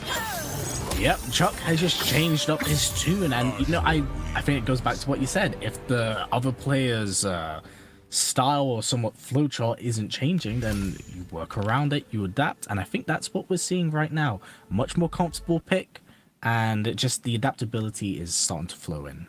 So if I'm being completely honest right now, I think that what we're seeing is when Nadav is able to find a hit, they're able to capitalize on it really well. We're seeing a lot of consistency, especially with that combo that does like 444 damage, right? The double Sonya combo.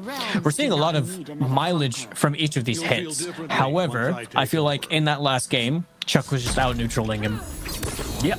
And that seems to be the adaptation curve right now, because Nadav has had a very strong start, but right now Chuck's engines look very, very warm. But right there, just as I was saying it confirms as well, the capitalization on each individual hit that Nadav has been getting has still been consistent as ever, as we're now seeing 446 damage.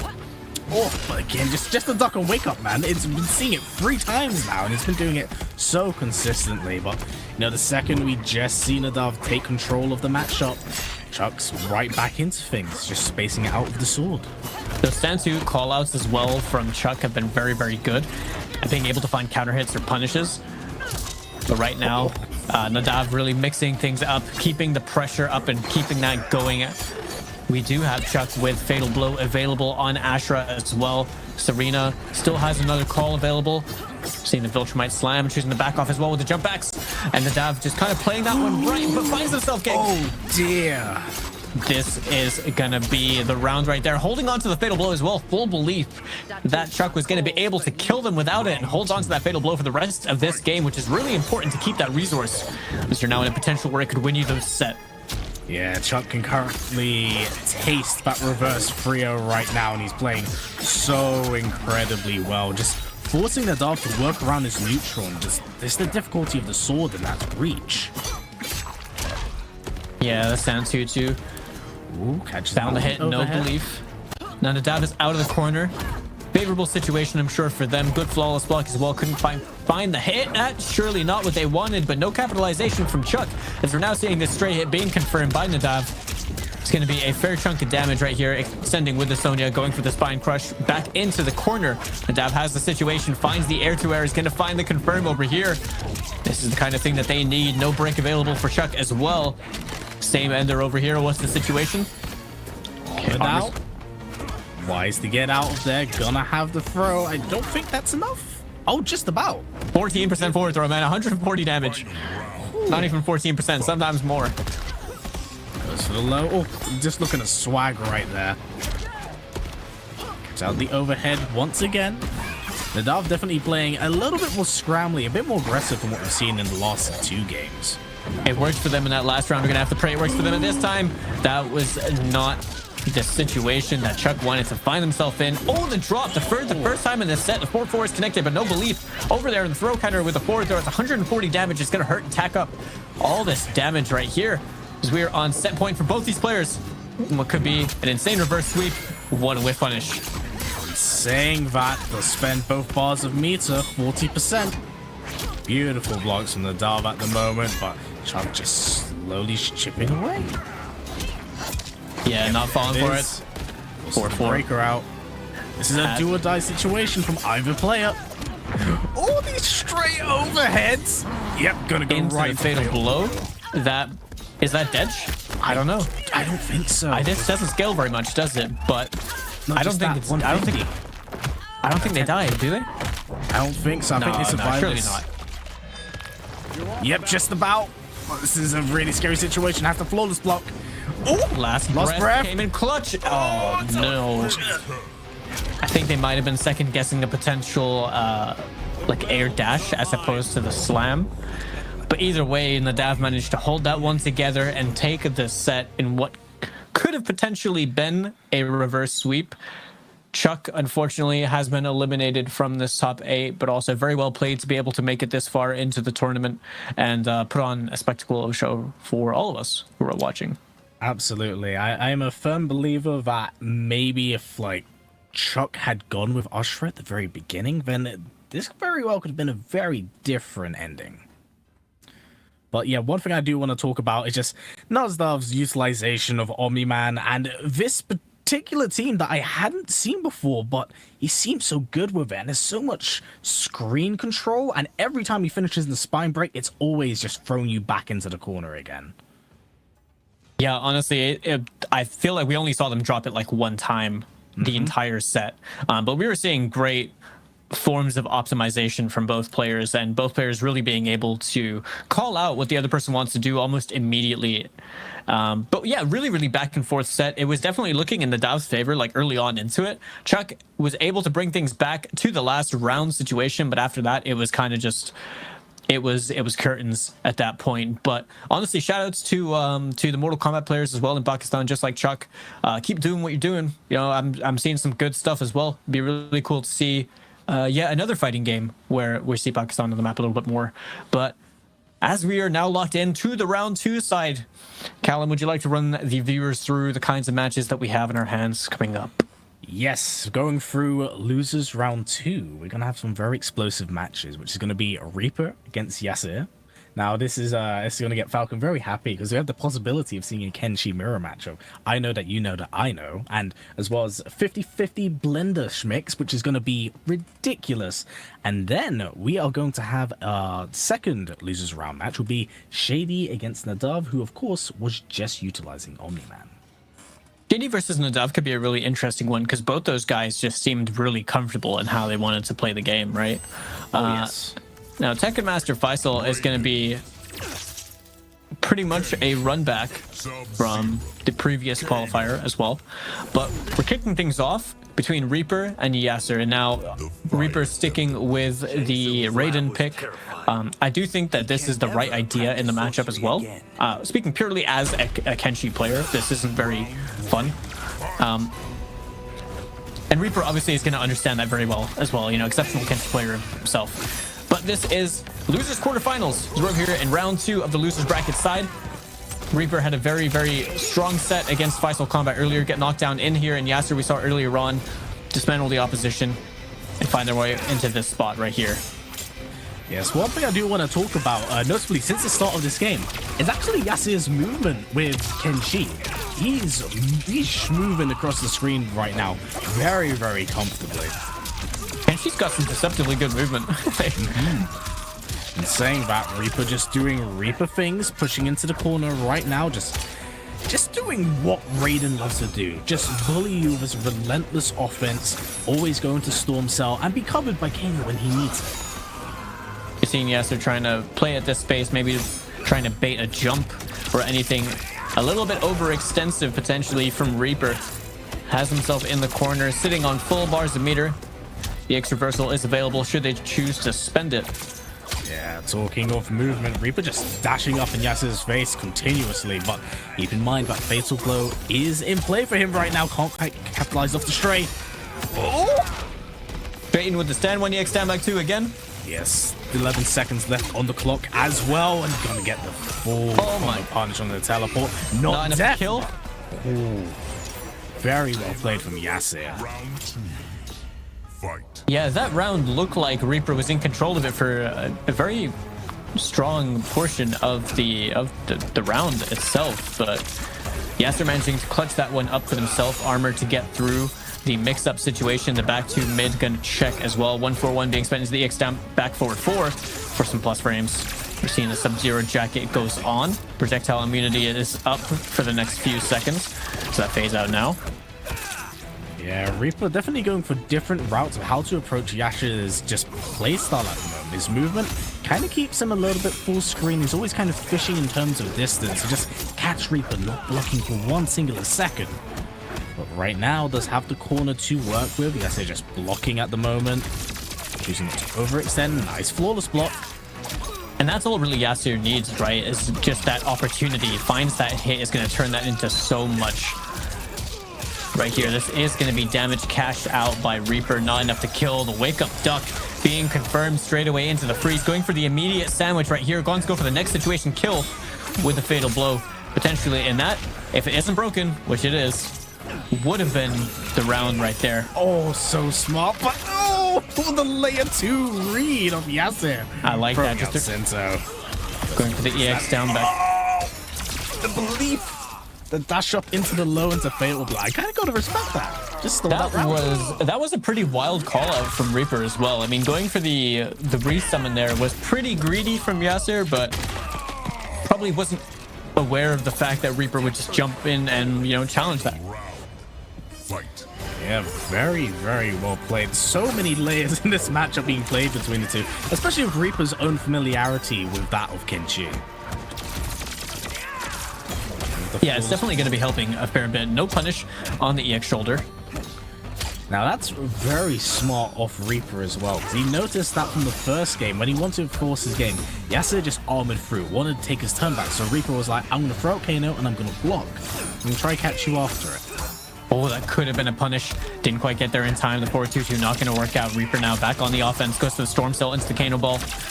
Yes, they're eating the Kano Ball. Punishing the Electric Fly with the EX down back 2. Sorry, just with the down back 2.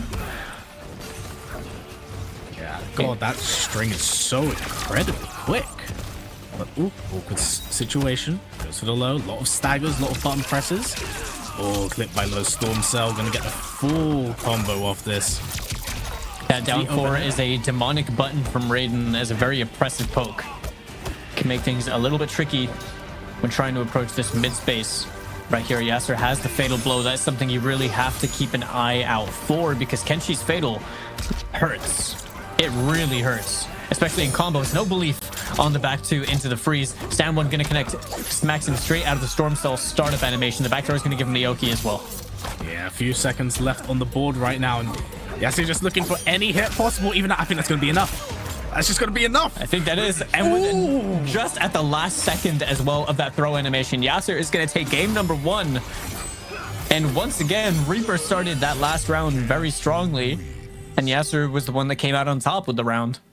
These are gonna be some tight and close games, my friend.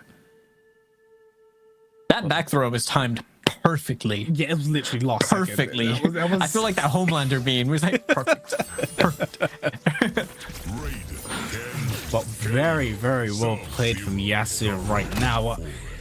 I can imagine for Reaper, it was like, oh, okay, that happened. Maybe play a little bit more aggressive, because here's the thing, they're getting so close. Instead of like when they're under 30%, they kind of get a little bit worried, and they don't go Rago enough against each other to apply their game plans. Beautiful flawless block, but goes with the weeb run right through the projectile. Yeah, he had like Virgil OC playing on that one, running straight through all the projectiles.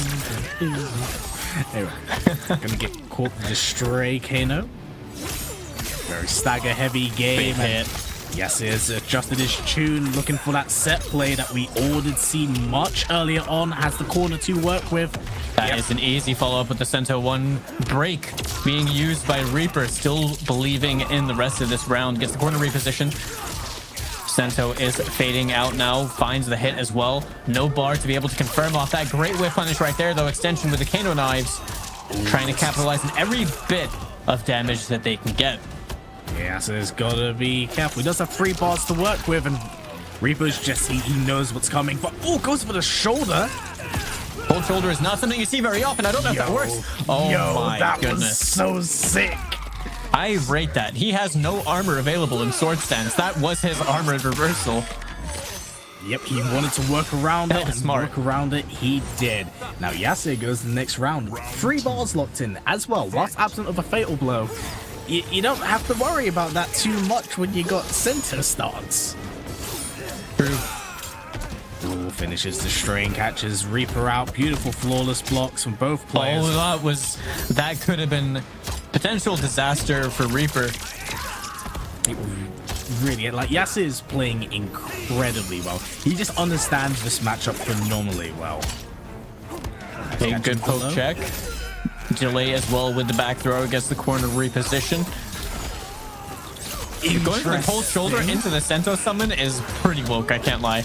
Yeah, that was a no fear option right there. He did, you see that he did go for the Sento 3 over there to try and potentially catch the electric fly. It didn't work out. Putting Sento away, which is I believe the smartest choice over here.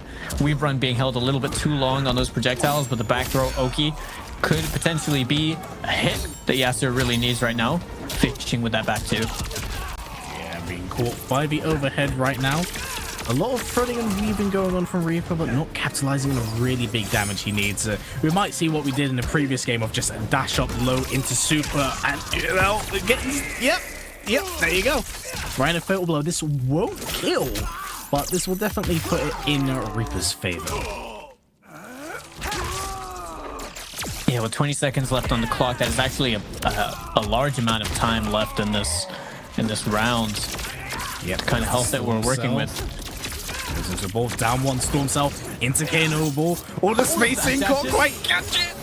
Almost got the tippy tip range with that back two. Going for the jump over. Probably trying to find a shimmy. Good block. He saw it that time. Well, good blocks from Reaper right there. 1 round apiece, and this set has been phenomenal so far, man. It's been so good. See these two just go back and forth. Good block. Could potentially gotten more with the punish right there. No down two. Yeah, honestly, I think Yaser's movement has been doing so much of the heavy lifting right now. Yep, has to get the breakout. Just choosing to hold the block for this. Can't do anything about it. Just Uncle keep getting knocked in the face, but he's back with vengeance. By the way, little thing, lesson to be learned for those of you playing against Kenshi if you don't already do this. Saw that Reaper chose to break when he summoned the Sento. Keeps him in the sword stance. Makes it a lot more awkward.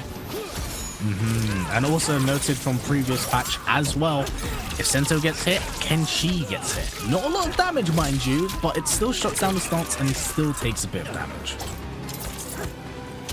Beautiful spacing right now. Gonna apply Kano Ball again. Yeah, just Oh, the forward 2-2. And He has no break. If he doesn't drop this combo, this situation could very well kill. Okay, ends in the down back 4. guess, son. And there it is, the 1-2-2 straight away into the Sento 2, ending in the down back 4. Brutal slice him in half. And the bisection moves Yaser up 2-0 over Reaper, who has had 2 very strong qualifier performances so far, but over here in the final qualifier for the Middle East region is now on their tournament life with this last game. Yes, Yaser is playing incredibly well. And I think a lot of it's actually, I would say, is his movement. It was one of the first things I noticed at the start of the game, and the way he just threaded and moved in and out of storm cells, utilization of like back 2 in, and then just like going into the freeze has been exceptionally just phenomenal. Along with that, having Sub-Zero just allows him to shut down a lot of the projectile game that Raiden can have. It's really, really strong. Of the Dragon Army. Now, I think that so Reaper's obviously betting the tournament life on the same Raiden pick, as opposed to going for the mirror match. Yaser was getting a lot of mileage out of the forward 2-2 as well, like just the delay into that far-reaching mid. That button right there, good button when used at the right time or the right space, or both. But yes, Reaper does unfortunately put himself neutral into jump. the corner right now, and we might actually see that optimal damage again, as you pointed out, but forces the breaker right out of Reaper, has to do it. Gonna throw him back in the corner again. That back throw is all just additional time that Sento is going to be inactive as well. Sento only with a little bit of time left over here. Yeah, fishing for the hit. Very aware. There's a lot of presence of mind as well from Yaser, understanding how long Sento had left. Great spacing right there with the back 1-2. Goes for the safe Sento resummon, which I do agree with. Yeah, it's very, very close between these two. Gonna throw up the knives, gonna get the full combo punish as well, but all these neutral jumps are catching out Reaper at the moment. A little bit antsy to Yaser. Wasn't quite ready for the Sento bop to confirm in that combo. Led to a little bit of unfamiliarity with the route.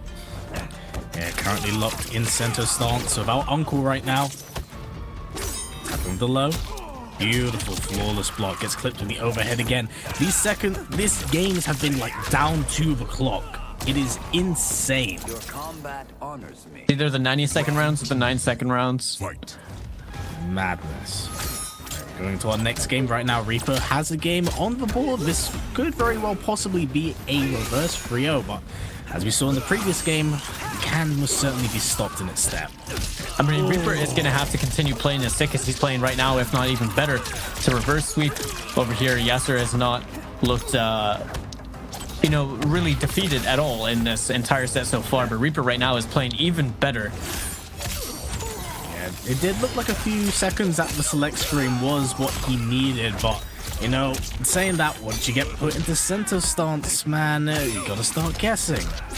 But there's the stand 1 stagger. Sento 2 not going to work. A little bit too close to the corner right there. Stand 1 staggers again, gets the forward throw. And that is going to be the round. Yaser now on set point, looking to advance on into losers semifinals over here. Yeah, definitely wise from Reaper. Just get out the corner, have Kano cover his back, but saying that forces Yaser into the corner right now, looking to just space him out just correctly. Fishing with that forward 2-2 as well. Reaper checking with the overhead. Overhead goes down one to the storm cell to Kano Ball again, and just lets go of block. Just gonna get clipped in. Reaper's gonna be dealing out a lot of damage, but the neutral jump again into the Sento sandwich. Time again. So much mileage. You got to watch the breaker. Is he going to use it right here? He is not. Going to save it for the next situation. Smart choices right there. Beautiful blocks delay. at the moment. All right, good defense. Very good defense right now. Oh, there is That is crumbles. There are 3 bars available. You can still be killed if Yaser is able to find the launch. You got to be really careful if you're Reaper in this situation, especially when you're so close to being able to take this game. Not overcommitting at all, just using the Kano, using the down 4 to try and fish and hit confirming off that poke. Finds the end of the round, ends in the brutal Reaper keeping himself alive. These games are going to be so goddamn close. Well, Everything is mad sweaty and I love it. But Reaper played so patiently in that final moment that was very, very good discipline. I think as a player is just not overextending, just waiting out Kano to recharge, checking with knives, literally not committing to anything with Raiden. And then the moment the ice armor was out, just checking with the down 4, instantly hit confirming that into the 2-4. It's like he had that in the bag. Yep, I really couldn't put better myself now. I really couldn't put myself. But now we are coming into our 4th game, and whilst Reaper did win that previous game, we can't deny that was very, very close from Yaser. So I'm interested to see if he can close things out, or if Reaper's able to ride this wave of momentum and possibly pull a reverse 3-0. But it has to be a hell of a performance. I mean, Reaper right now seems to have adapted very well. It's changing up their playstyle ever so slightly and making it harder for Yaser to even do anything. No belief on that forward 2 as well. Couldn't quite get any more mileage out of it. The Kano is being spent. Kano currently on cooldown, not going to help in this pressure, but the 4-2-2 finding the hit, that is going to be a definite break right there from Reaper, which is exactly what we see. Yes, a lot of blocks right now from Reaper. Has to be careful. Does not want to be clipped by Sento. Okay. Doesn't have the freeze, going for the bootleg setup right there. Yep, he's going to land it. Oh, drops the super fly. We've seen him drop that a few times just in this turn alone. Yeah. Oh my goodness, you gotta watch out for Uncle right from the back alleys over there. And he's back with a vengeance. He's coming. He's coming. There he is. You know, it's actually so cheap that, and this is something we see a lot from the Middle Eastern Kenshi players, is basically just using a down back 4, like the invincibility frames of it, and then just having Sento just wacky straight again after that. Yeah, just send him out, let him do the job, boys. But Yaser definitely looking in a favorable position, currently on match point. Reaper loses this, then he is out. Yeah, the down back 2 sides. Okay, gets the punish. The cannonball closes the distance immediately. Gonna go for the triple though. These games are very slow and a lot more patient than we have previously seen before. Maybe it might be signs of nervousness from both players, but Reaper has the corner here, so place he's very comfortable applying his damage, but Yaser slowly but surely fight his way out. Definitely tried to add a layer. Tried to add a layer with the back throw over there. Might have done themselves a little bit of a disservice with that back throw. Reaper has a significant health lead right now. Kenshi very close to fatal blow territory, which is where you have to worry. The Reaper right now has all those resources. Kano is coming back up right now with that one charge, as you can see it applied in the pressure right now, most likely, and then sitting on the 3 bars of meter as well. Hit out that forward throw, gonna go for the low. Yeah, this game is exceptionally patient, man. We're running it down to the clock once more. This is literally just both players respecting each other a lot. You're seeing Reaper being very, very patient. That poke was excellently timed. Low. This is too close to Kombat. These two are so patient. It's insane. Final round. Let's see how this goes. Goes for the double low. Snags into the button. Just backs up a bit. Yeah. So you're just not wanting to commit to anything over here. Choosing to back off. Backs himself into the corner. Don't want to keep yourself over there. Yeah, if you're against Raiden. Been just so on point from Reaper right now with the overhead. Oh, gets clipped by the end of the string. Gonna go for the push. Using the back up with those plus frames as well. Might catch him off the Kano knives. And there we go. Fancy gets hit with the low. Full combo punish in the corner. Gonna go into the shock. Have the ground and the Oki to work with. Goes for the meaty. There it is. Okay. Finally crumbles just his defenses. He's looking very strong for Reaper right now. I guess he's just choosing to hold on to those 3-bar breaker, but the neutral jump into the Sento That sandwich. has worked, what, 3 times now? The neutral jump? I think it's 3 or 4. That's a lot of damage on the table. Good block. The next potential opening hit right here for Yaser is going to get broken immediately by Reaper. Sento time is running out. Through all of this pressure, Sento is going to be out of the equation very soon. There's the resummon. We're going to see the Sento 3 to check. We are. Yeah, full screen has to work around it. No, Yaser has to work his way in right now. Just Reaper being a formidable force. Gonna jab him out of it, goes into the overhead. I don't know if he wanted that for sure. Well, he did spin the bar. He probably did. But I was thinking, what if they tried to do back to from crouch? You know, maybe if they tried to go for the overhead, but the bar was spent. I think they intended to get the resummon. I believe so. The thing is, when you're in a tournament situation and the stakes are this high, it is quite possible that, you know, you fumble your buttons a little bit. Sometimes the stress and the tension does get to you. But we are on the precipice of a potential reverse 3-0. How do you feel about, like, where we are now, considering how things started out? I'm shocked you used the word precipice. I haven't heard that word in a while. I'm old. No, this is anyone's game. I mean, Reaper has been the one to adapt to so far, as he's playing stronger than ever. And right now, you can tell he's desperately trying to keep himself locked in, trying to keep himself alive in this tournament, in this bracket, whereas Yaser, first time over here in the top 8 for the Middle Eastern region. And it's playing insanely well right now, but definitely has a bit of a wall to overcome right now to be able to close out the last game that they need in order for themselves to stay alive in this top 8. Yeah, no, both have been playing so phenomenally well. I do wish we could see them play some more later down the line, but man, Reaper is just momentum. Those few seconds he took at the select screen just do so much for you. Can we also talk about, like, the flawless blocks he's just pulling off on these overheads, like, time and time again? Reaper is just being exceptionally patient, and that is sort of just heavily to the downside for Yaser as well. It's harder to find that opening hit because he's less likely to just be throwing out, you know, pokes or buttons like that in neutral. You're seeing Reaper's really biding his time, trying to find the moments where he's able to find these hits. And speaking of that, he's confirming one of those hits into a fair chunk of damage edge is gonna be the round. And now things have completely flipped on their head as Reaper is the one on set point against Yaser. But one thing I want to point out, Yaser is starting off this game with 3 big sticks of butter, but with his back up to the corner, Wise of Reaper steps out the corner, knowing full well that neutral jump has caught him out quite a few times in the set. For sure. I like the audacity to just jump up there and then start throwing out the 4-2-2 with the sub armor on you. Trying to find that hit. Gets clipped with the overhead once again. We're going to see it for a 3rd time. Feel it.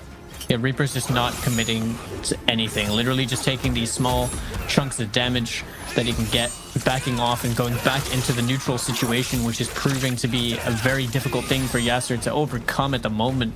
The down back 2 is going to connect. 60 damage right there. Gets some plus frames, but forward dash into down 4 challenge immediately from Reaper on that, knowing he would back off. The micro adaptations have been racking up a lot, and Reaper currently is in the lead in that department.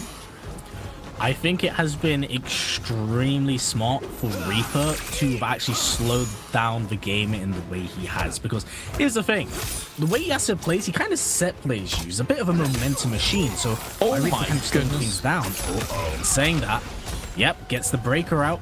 10 seconds left, though. You're speaking of slowing things down. This is absolutely slowed down right there.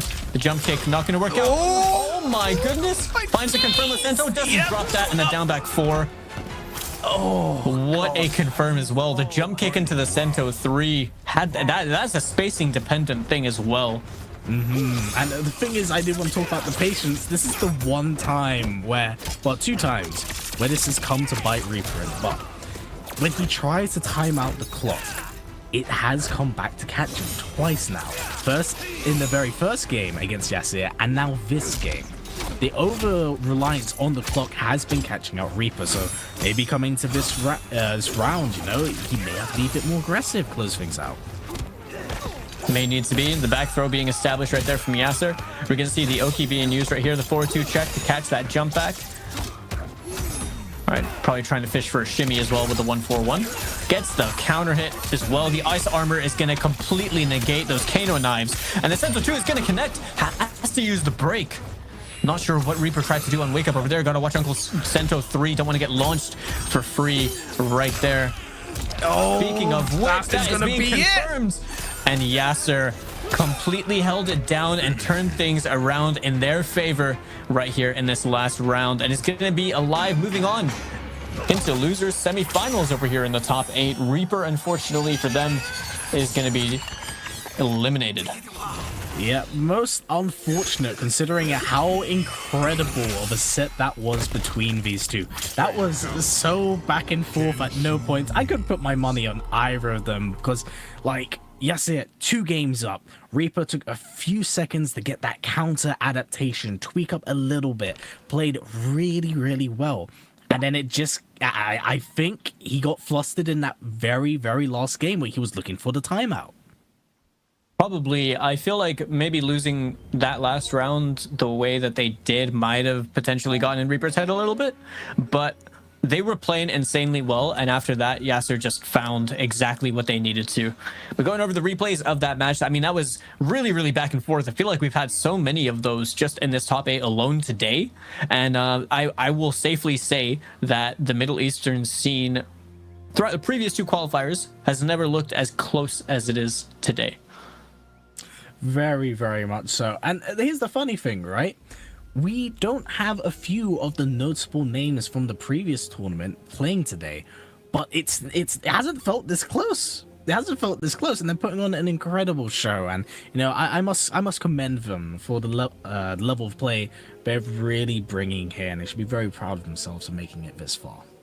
We saw some crazy plays from people that we had never heard of before, or maybe people who we might have recognized, you know, like thankfully when it comes to things like streams, you recognize a lot of names through things like Twitch chat, you know, like you will become familiar with certain players, but you won't necessarily know what region they're from. But either way, Yaser is going to be that newcomer to the top 8 that is definitely impressed us, taking out a very strong contender in Reaper. And you'll see them sitting pretty over there in the loser semifinals.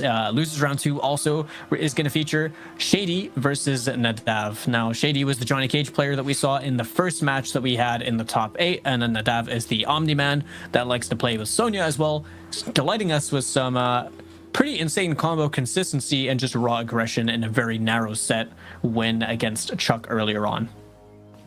Yes, it's going to be a very interesting set, especially coming into this. I can't say I'm too familiar with this matchup because I do play a bit of Omni-Man myself, so I'm invested to see like how his toolkit can kind of work around a lot of the oppressive nature of Johnny, because again, another character that has been slightly tweaked and altered in the most recent patch. Johnny still kind of does Johnny things. You just got to deal with his pressure, and it's just a bit more lenient now. Now, I wonder if things are going to turn out similarly to how they did against Chuck, because we were noticing Nadav, on top of being very consistent with the combo routes that they're doing, is able to get a lot of mileage from being able to stuff the other person wanting to keep approaching them. We're seeing good uses of Viltrumite stance, good uses of advancing buttons, even just whiffing the first parts of strings just so the advancing portion can start whiff punishing people. And then Shady as well just looked really comfortable when playing against Tekken Master. I know the score says 3-1. Things were fairly back and forth between both players, but either way, you know, both these players are new to the top 8s over here and have thoroughly impressed the both of us, and we're just excited to see how things go, because I think that's part of the benefit of doing these regions where you don't necessarily know all of the players. You know, both of us are covering the European scene most of the time, and for us, like, we're very familiar with a lot of the European players that compete. But with the Middle Eastern scene, it's like things are a little bit different, and it's always just new, like a new stage that has been set for upcoming talent or long-time players, whoever they may be. Well, we've seen some insane stuff.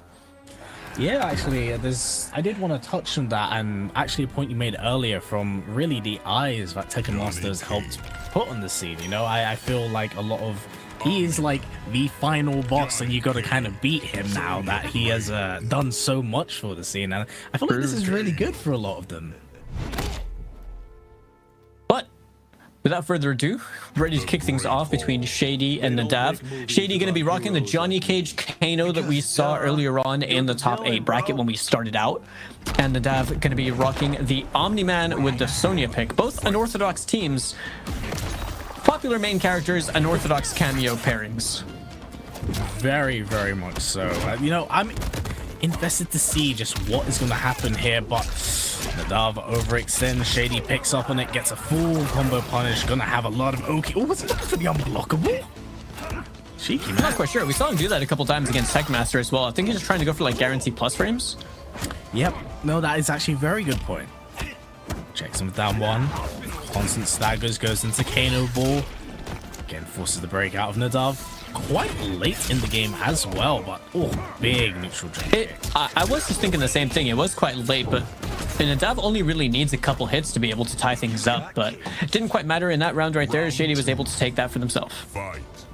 Yep, and I will say quite comfortably. Once the offense was going, oh god, that's such a nasty anti he had to get clipped by. But once he gets the momentum going, just Nadav has to respect the buns he has. Oh, just a... Yep, there you go, raw nut punch.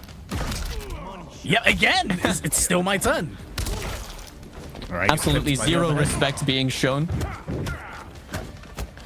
Yeah, Nadav can't go for some of the gimmicks he has got done with earlier by going into Viltrumite stance off that. Shady is playing a little bit patient now, just has to wait for Nadav to overextend. Throw out a 2, throw a big punch, but oh my goodness. Big overhead into full combo punish. I feel like Nadav has to get as much mileage from this as possible right now, and he fortunately does have the corner to work with for that. Had the resources, had the execution, managed to get mileage out of that. The 140 damage forward throw, you gotta watch out for the fatal blow, but the stand one anti-air right there from Shady.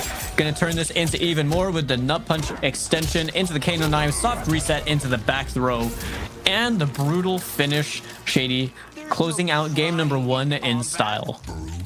But can we talk about how many brutalities we've seen today? I'm so glad the players are really, they're going out of their normal combo paths. They're just like, I'm gonna style on you. Like, I can't end it here, but I want in a way, like, I will always respect when people go out of their way to get a brutal. In this situation, I feel like a brutal is just adding a layer to the mix-up.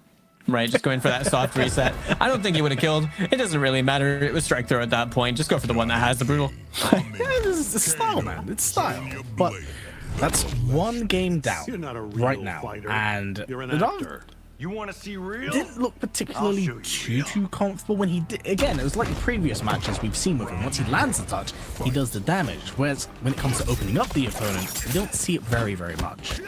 Good round start shadow kick into knives is some gutsy stuff, man. I love that. Like, it's kind of coming back to what I was saying when Shady was playing against Tekken Master, where I said Shady doesn't respect the kind of caliber of player that Tekken Master is. He doesn't respect his opponent anyway. That's what I'm seeing, and I rate him for that because he's just doing what he wants to do, right?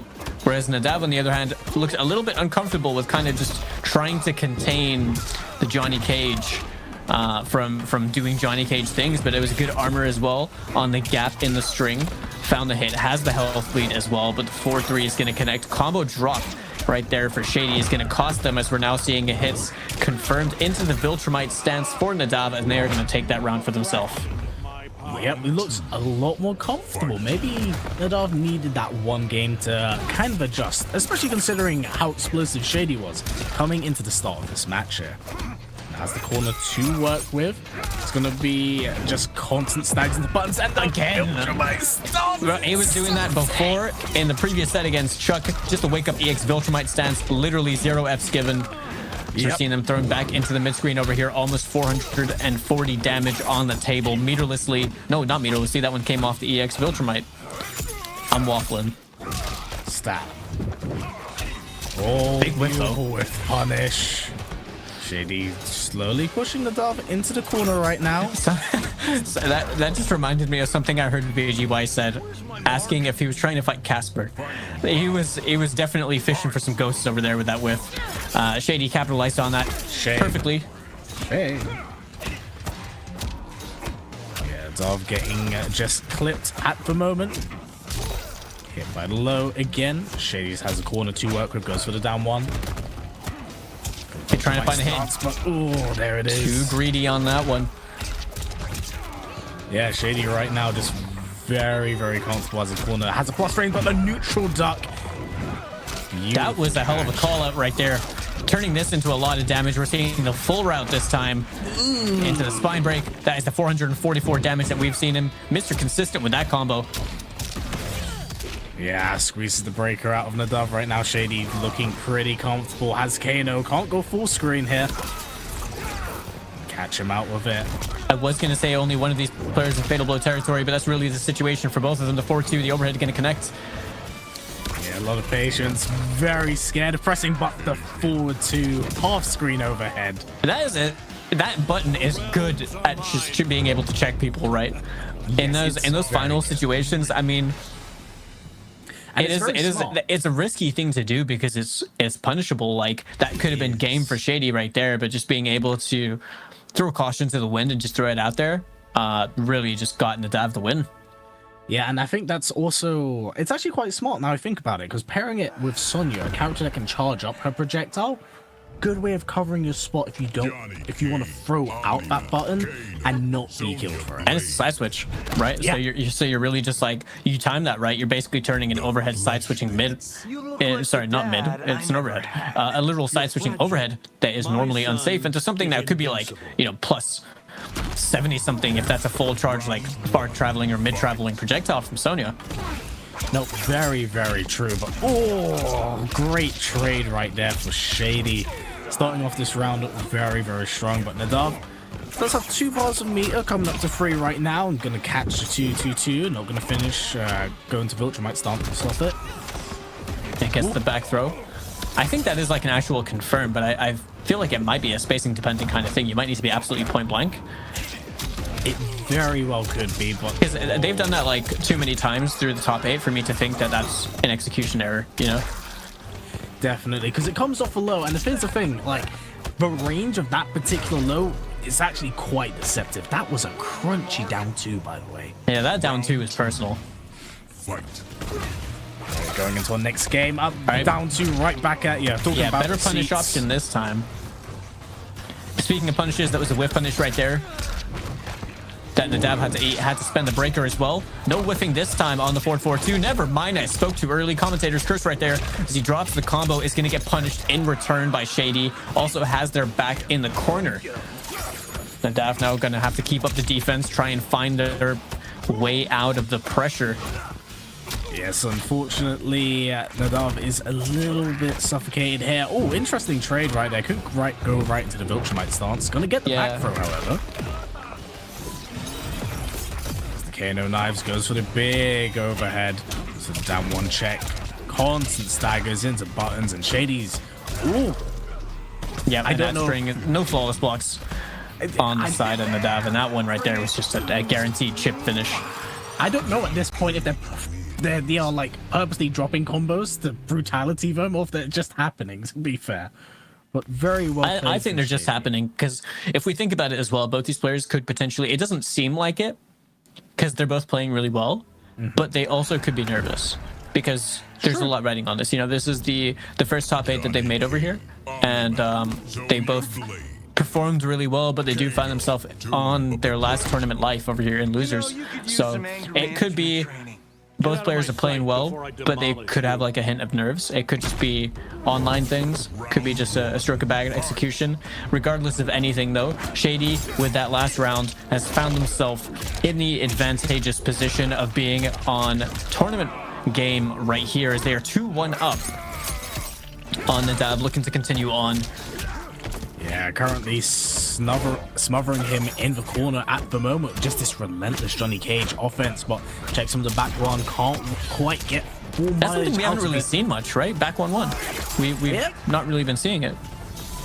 Yeah, it's very true. When you here's the thing with Omni-Man, he's not really good advancing buttons anyway, so I feel like in comparison to what we saw day 1, the utilization of back 1-1, as it was his launcher, you know, there's so many different avenues that can be used now, but very interesting interaction. Clips with the overhead into the projectile. Now this is a scary situation for Nadav. Shady has all of the resources available. Full Kano, star power, 3 bars of meter. you really have to try not to get hit over here and pray that he doesn't turn it into optimized damage, because that could be a very hefty chunk of damage. No confirm on the mid string right there. The down one check, you're seeing Nadav poke back a lot more. That is going to be confirmed though. Gets the launch. Looking there's for the star big power. damage right now. Oh, goes into the forward throw. Back throw, I mean. Oh, just dashing in and out right now. Nadav just holding that block button. All right.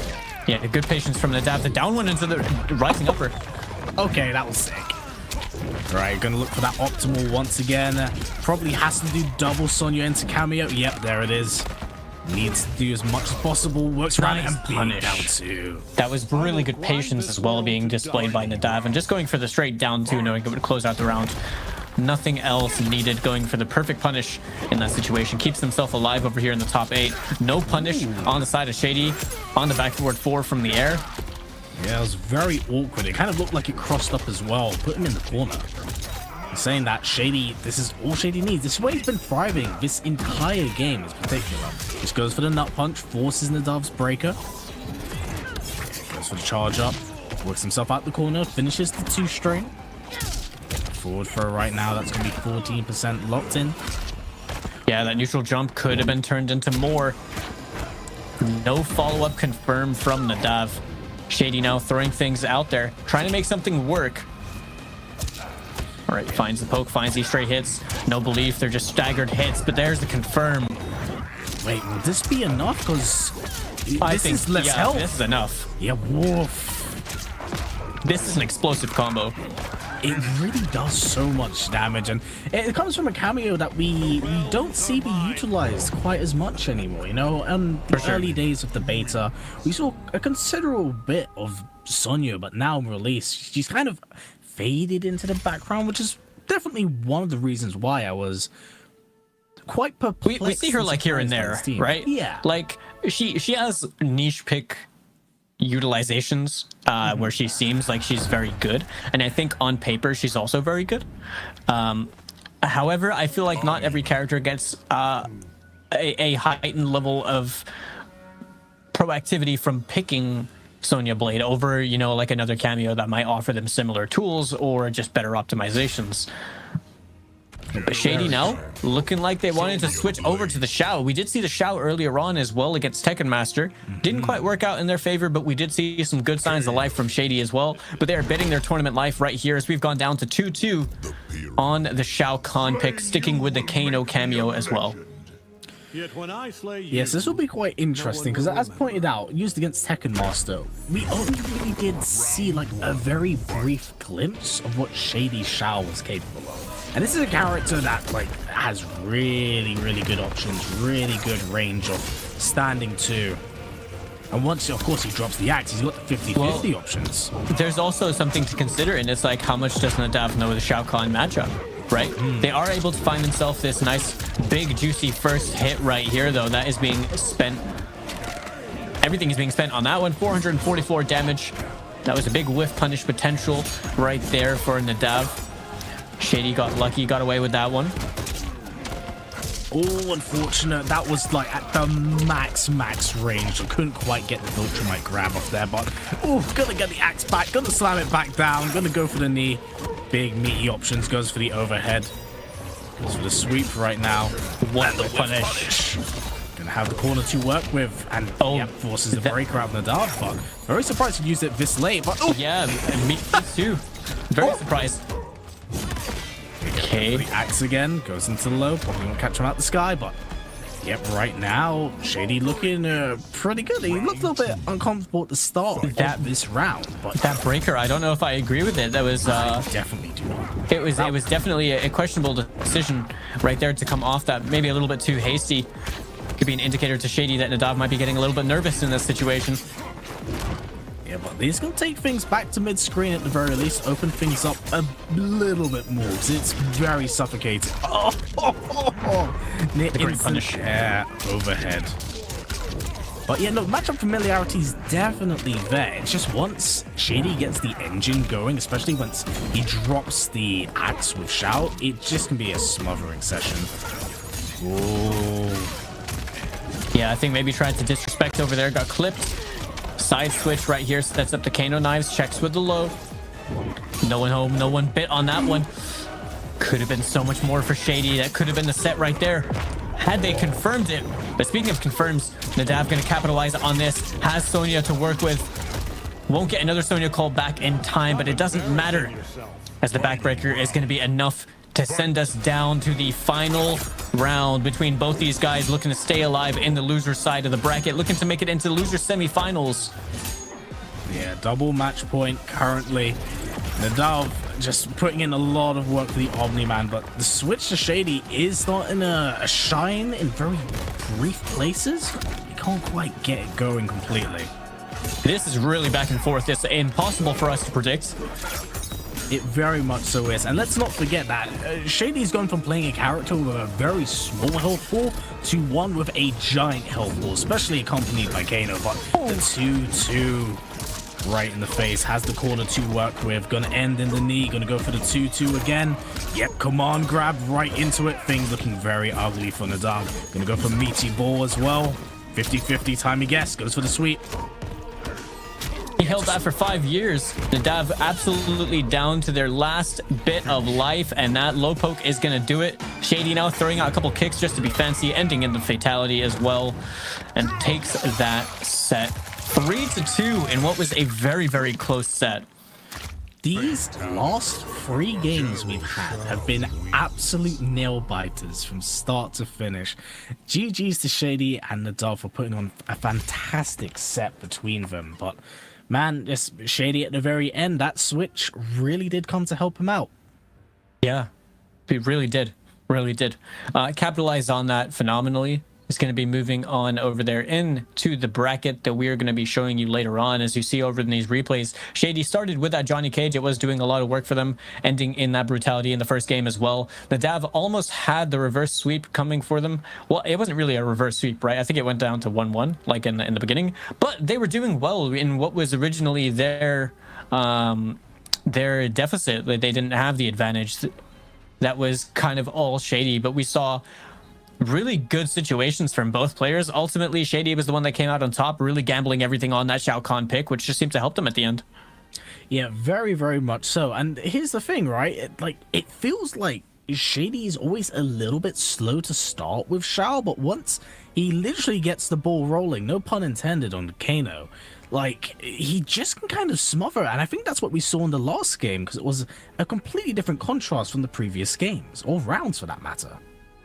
Yeah, and now the 2 newcomers to the top 8, Yaser and Shady, are sitting over there in the loser semifinals, looking to take on the loser of the set between Tekken Master and Feist Kombat, who have been a little bit out of action for a while as we've gone on with the rest of the bracket. Both those guys sitting in winners finals, looking to make it into grand finals in winner side, and loser semifinals is going to be pretty much the battle of the newcomers at this point. It's to determine who is going to be making it into that loser's final spot for a chance to run it against the player that they are waiting to play against. So this is going to be we've already seen bloodbath from start to finish. It'd be pointless for us to say that. We're going to be expecting that later on, but this is really where the stakes are at the highest at this point. This is the final regional qualifier for the Middle Eastern region. All the points are on the line. Money's on the line as well. We'll have to see what happens and what unfolds. Any final words before we throw over to a break, Callum? Well, all I got to say is a big thank you to Scene for putting on a hell of a show, especially the newcomers who have really blown me out of the water. I'm always really pleasantly surprised to be included and like a part of these and commentating with Falcon as well. So it's just nice to see the Scene put on a fantastic show, and I can't wait to see what happens in winners finals and what comes next for the newcomers in losers finals or losers set. Yes, sir. But either way, we'll be back very, very soon to continue on with the rest of this top 8. We do hope that you stick around, and we'll see you in a bit.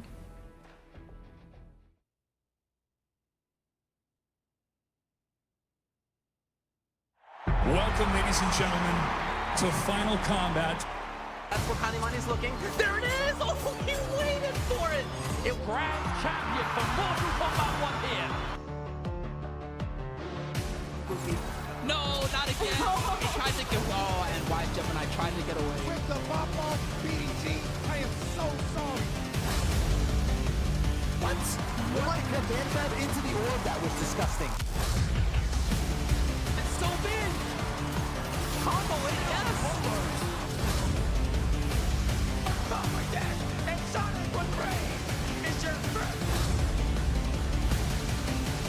It's like an opening candle lights covered once again. Full combo conversion.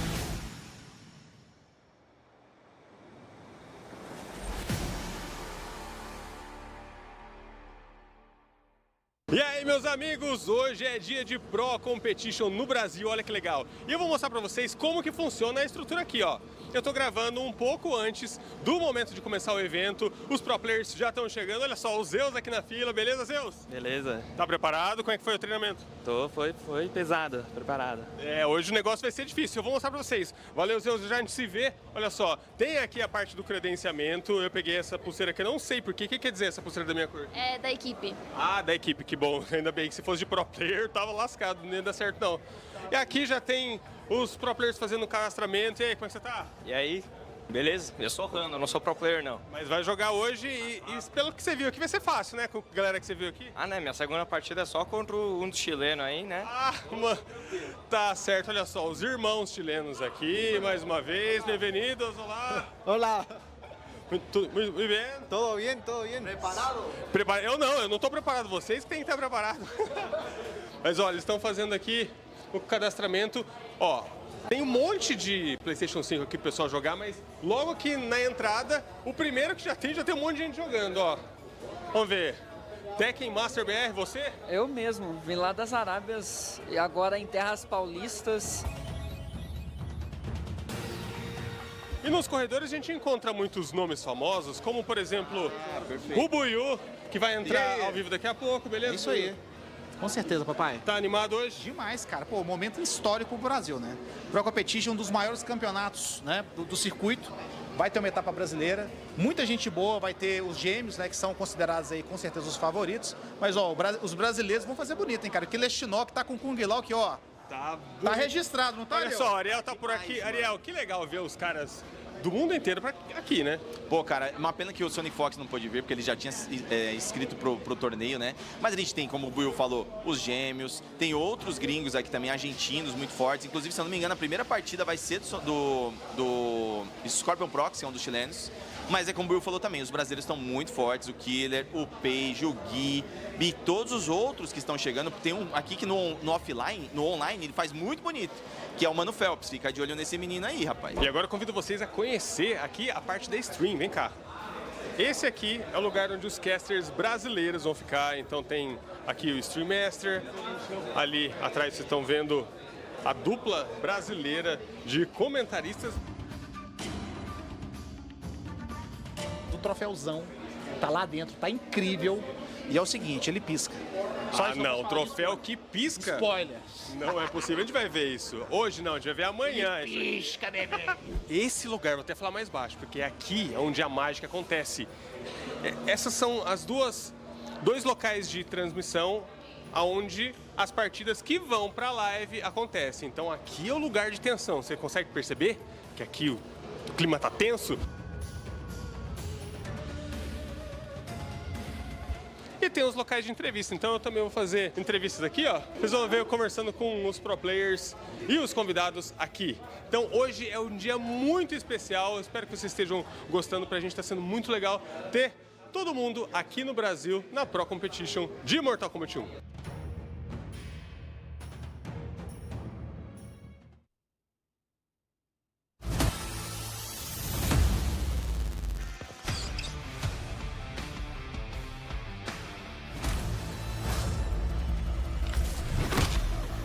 This is no time to smile. Hell yeah, it is. Fight a fire god is coming off my bucket list.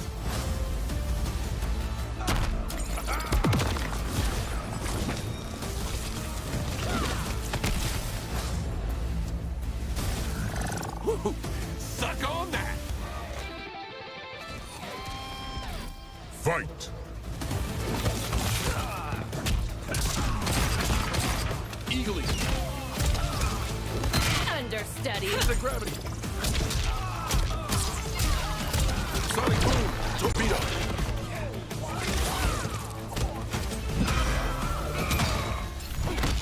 You're the first bangable monster chick I've met. You think me a monster?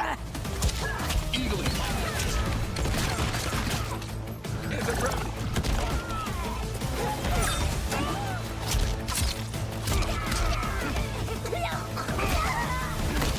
I bet shits take more effort than beating you will.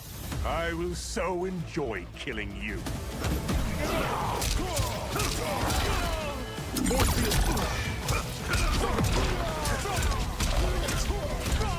Torpedo. Eagly. Anti-gravity.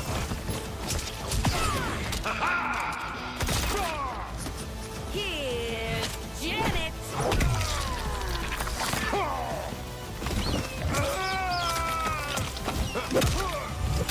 Booyah! Finish him. Go time.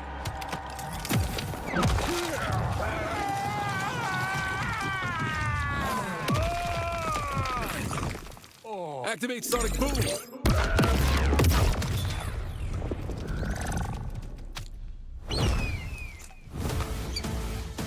Peace unlocked. Fatality. Peacemaker wins.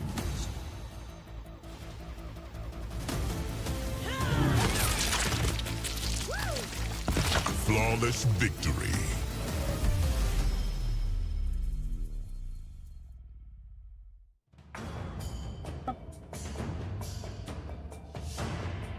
A Pro Competition 2024 reuniu jogadores de todas as partes do mundo no Brasil nos dias 2 e 3 de março de 2024. E foi uma oportunidade incrível dos pro players brasileiros conhecerem os de fora e também reunir todos esses amantes de Mortal Kombat 1 aqui no Brasil, na Login House, na Vila Madalena, em São Paulo. O evento foi dividido em 2 dias. Primeiro dia, no sábado, as eliminatórias para ver quem seriam os 24 melhores colocados que seriam classificados para domingo, o segundo dia. Com, obviamente, 24 pessoas disputando o troféu de primeiro lugar na Pro Competition. Muitos brasileiros se classificaram para o top 24 e 50% da Winners estava com brasileiros.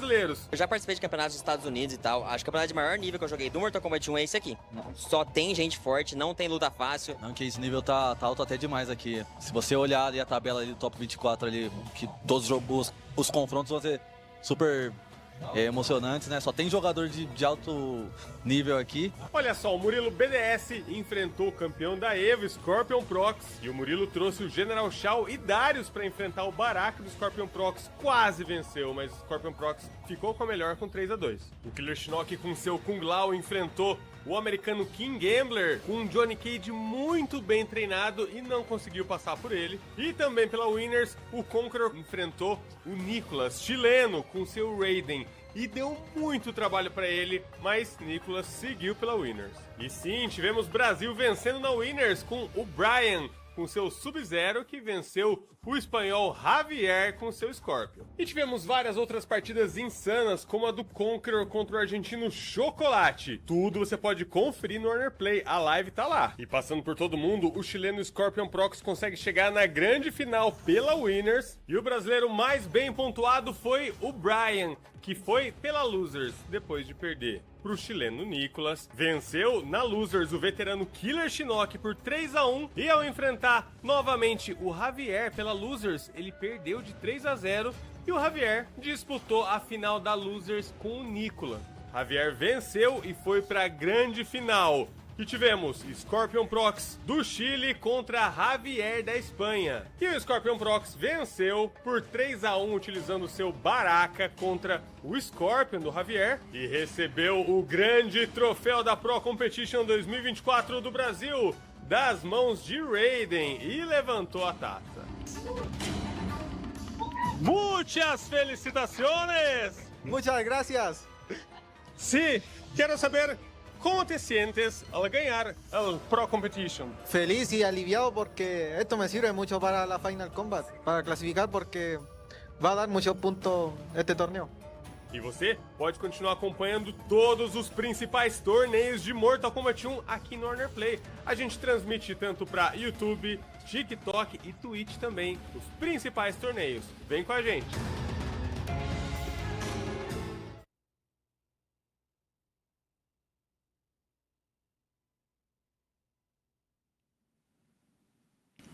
Hello, everybody. Welcome back to the Pro Competition. This is the Middle East third qualifier, the last one that we have before the regional finals. I'm Falcon, joined alongside by History Behind the Warrior. We've been bringing the action over here in the top 8 thus far, and we're going to be continuing to doing so until this entirely closes out. Now, we've had some crazy matches for anyone that might just be tuning in, some absolute bloodbath matches.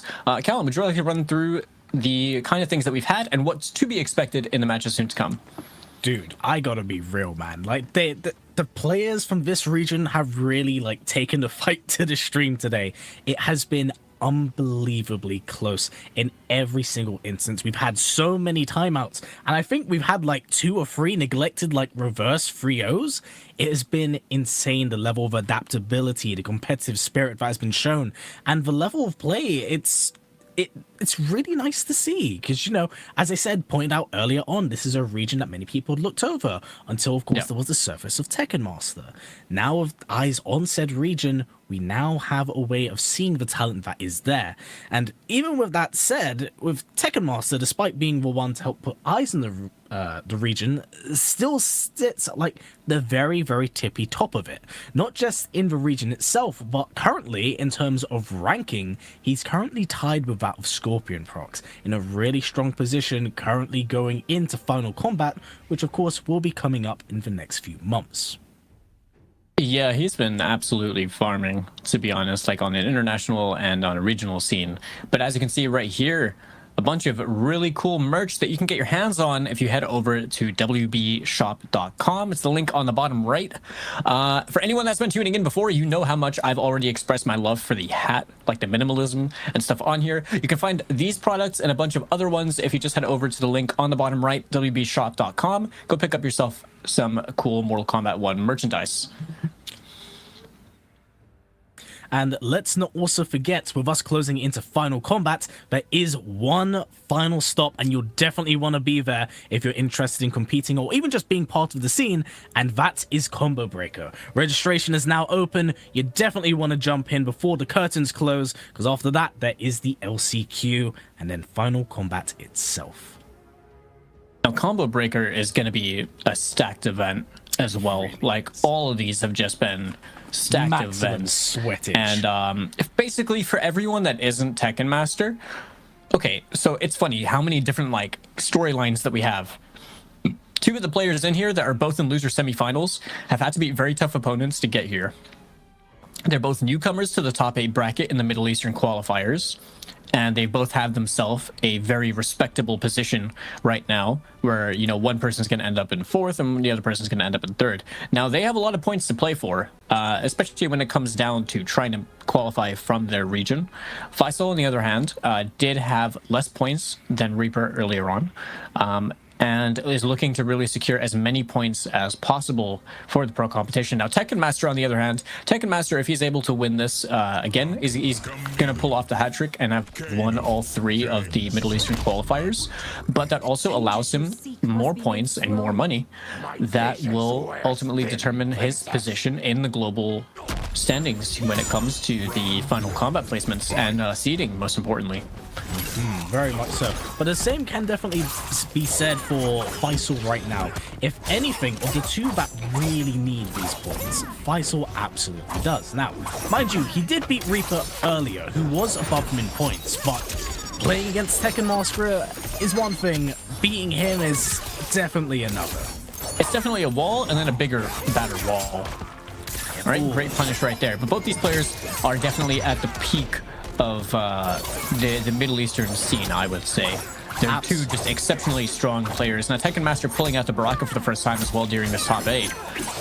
It's still, if you're a believer in that, we're going to see the 2-1 confirmed straight into Fatal Blow right here. It's going to be a fair chunk of damage, very little scaling on this from this opener. And it could put him in a position where, you know, it really just is a mix for game. This is anyone's hit into the first round. Yep, that is very, very true. And interesting. Gets the armor break as well. But, you know, here's the thing. We've talked about Baraka, and at the start of this game, he was on a tirade with Cyrax. Since then, he was a raid boss in the beginning. Yep, since then he faded a little bit from the public eye.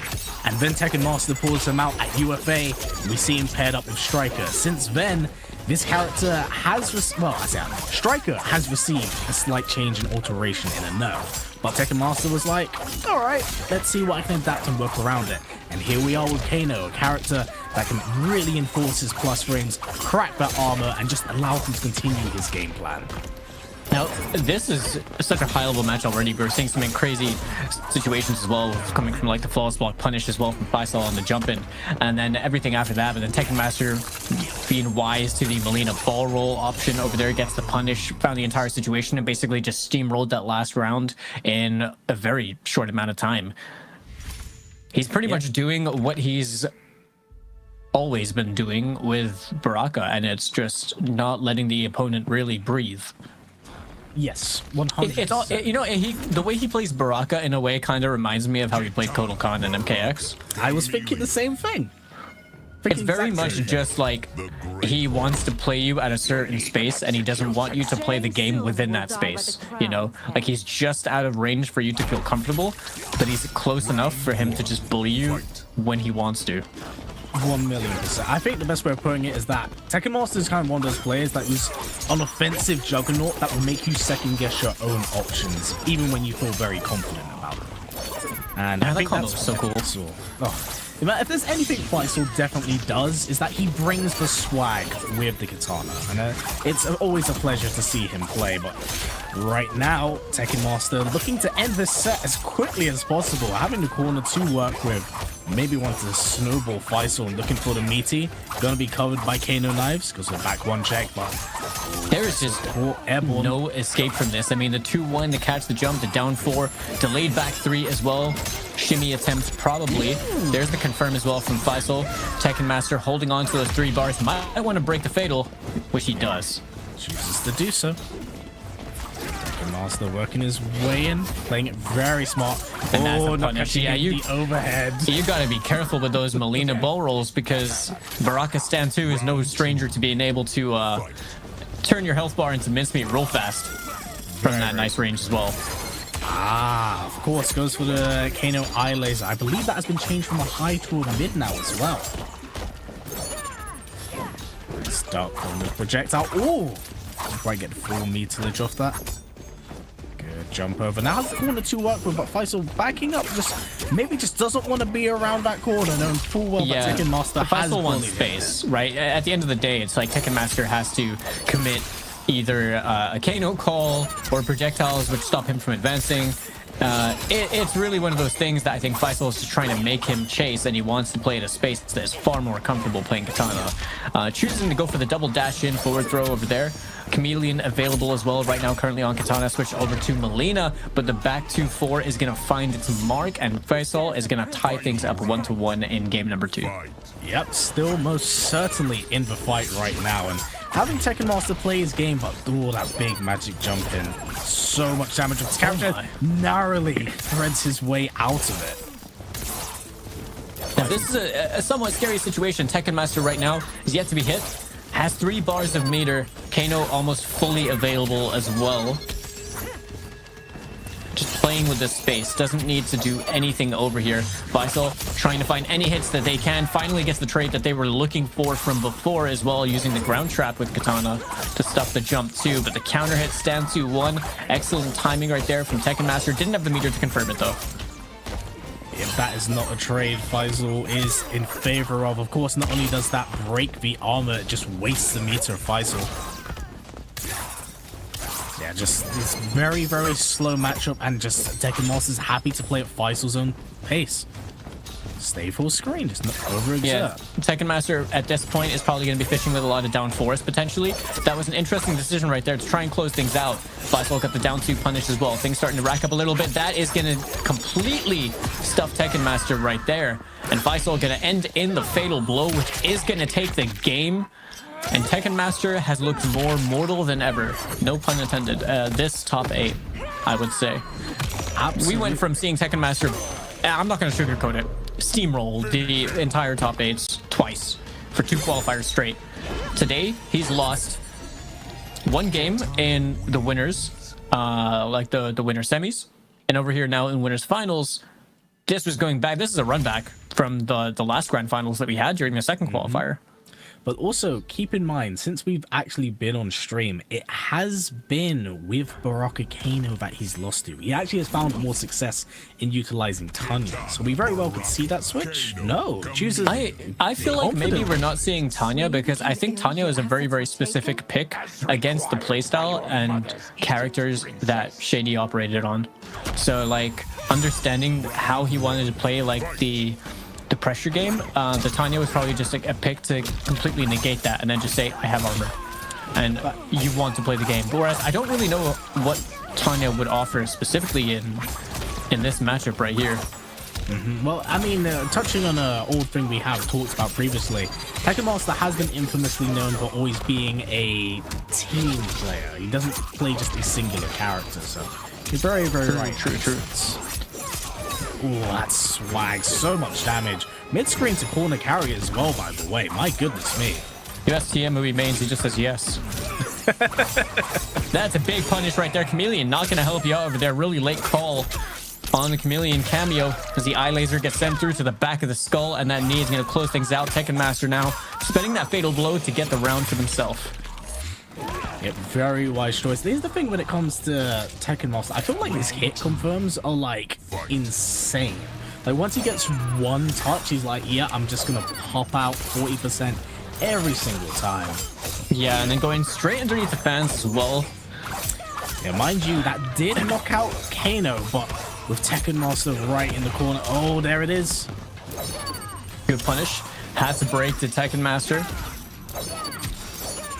And for anyone unaware as well, this says, as you can see on the top, this is winners finals. This is to determine who's going to be making it into the grand finals and winner side and the final qualifier over here for the Middle Eastern region before the regional finals.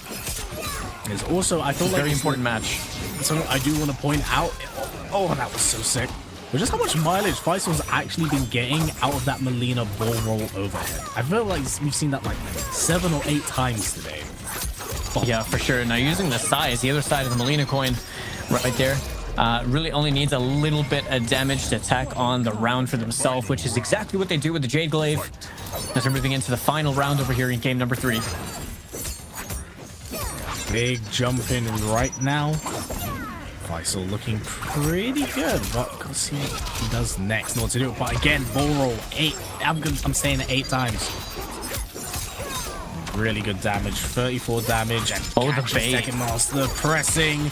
Tekken Master chose to do that as well without the Kano. Yep. Oh, so much damage. Interesting catch right out the sky. Gonna plant Katana right back down on the ground. Gonna go for the back 3-1. Looking for the up to 1 to the 2-1 spin. All right, Faisal holding onto the meter as well. I like the decision, but finds the shimmy. Actually finds the hit right there. And just like that, has taken the lead in this set. Going up 2-1 over the reigning champion, Tekken Master, who is very much on the track to get a hat-trick performance and win 3 for 3. Faisal right now doing his best job at denying that possibility. You're playing this matchup very, very well. Now, again, it always just comes back to the question of, does Tekken Master counterplay or does he stick to his guns here? Because he can't afford the loss to go to loser's side. But I feel like it's far more important to carry all of that momentum in winner's side and still have like an extra life. I feel like you're turning. I mean, dude, he was listening to you. You see the vision. I'm just blind to it, apparently. Kenshi player things. Is all the palace talks about. I hope my sister. But it looks like he is going to be gambling this winner's side of the bracket life on Tanya.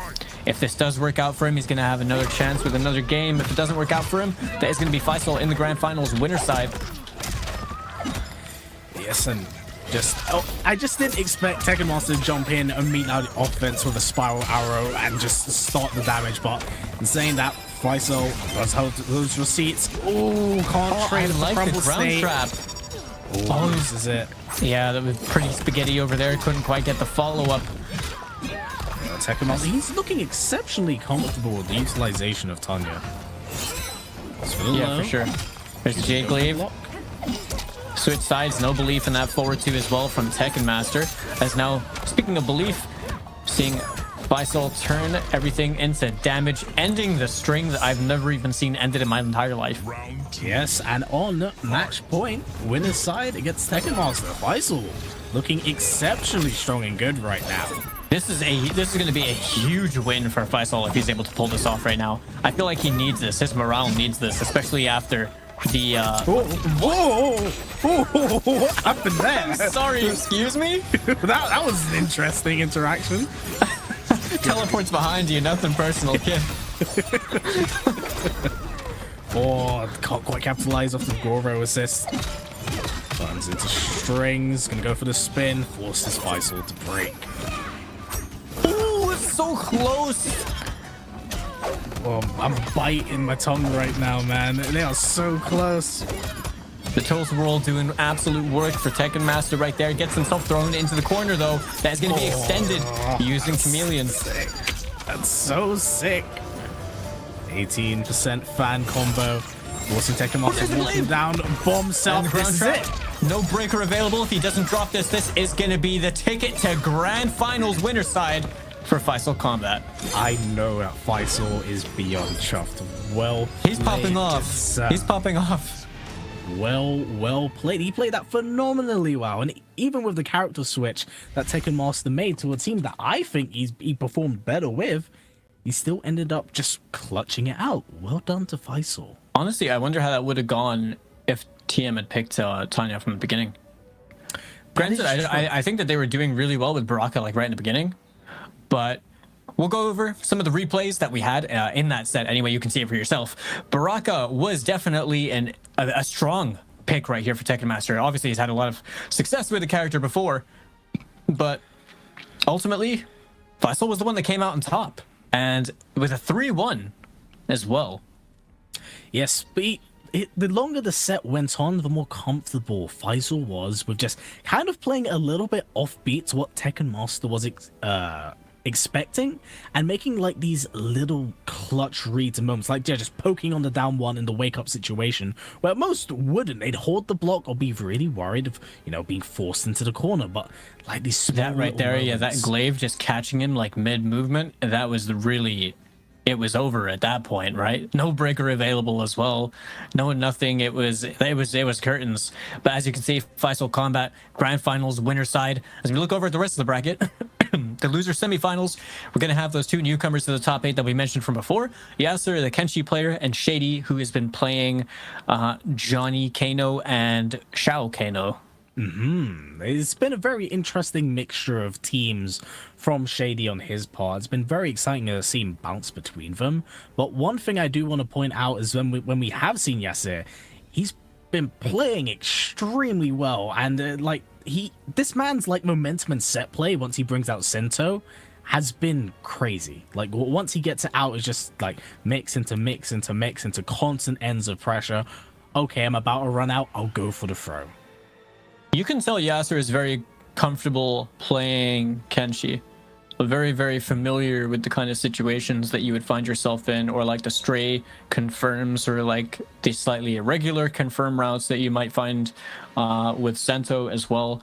Definitely looked really comfortable. And the fact that they were able to take the win over Reaper as well, who we've also seen perform exceptionally well with Kenshi in these top 8s, was quite a statement, I think, to be made. So if anything, they probably got a big morale boost from that last victory, and so did Shady, managing to clutch it out with Shao in what was a close set against Nadav. It's, you know, both these players are probably feeling themselves a little bit. I expect good things from the set that we're going to have in our hands. Then the winner of that is going to be playing against who you just saw in the last set, Tekken Master.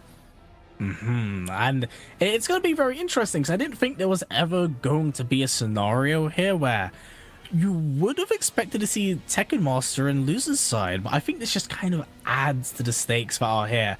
And, you know, I'm interested to see Tekken Master maybe come back against Faisal with a vengeance, but I'm unbelievably thrilled to see the new blood here putting on such an excellent exhibition of what this region is capable of. And, you know, we're talking about new faces. I can imagine what it's going to be like for either of them who win then have to fight against Tekken Master. That is going to be a very interesting match. Yeah, that's going from the what was already going to be a tough match straight into fighting the final boss is, you know, it's a very Dark Souls kind of narrative that we're going to go with over here. You thought you fought one boss. Phase 2.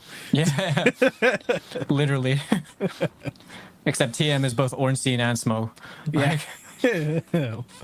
But yeah, no, it's crazy because like at this point though, if you think about it in one way, both these players, after winning the match, whoever wins has the potential to eliminate TM from the top 8.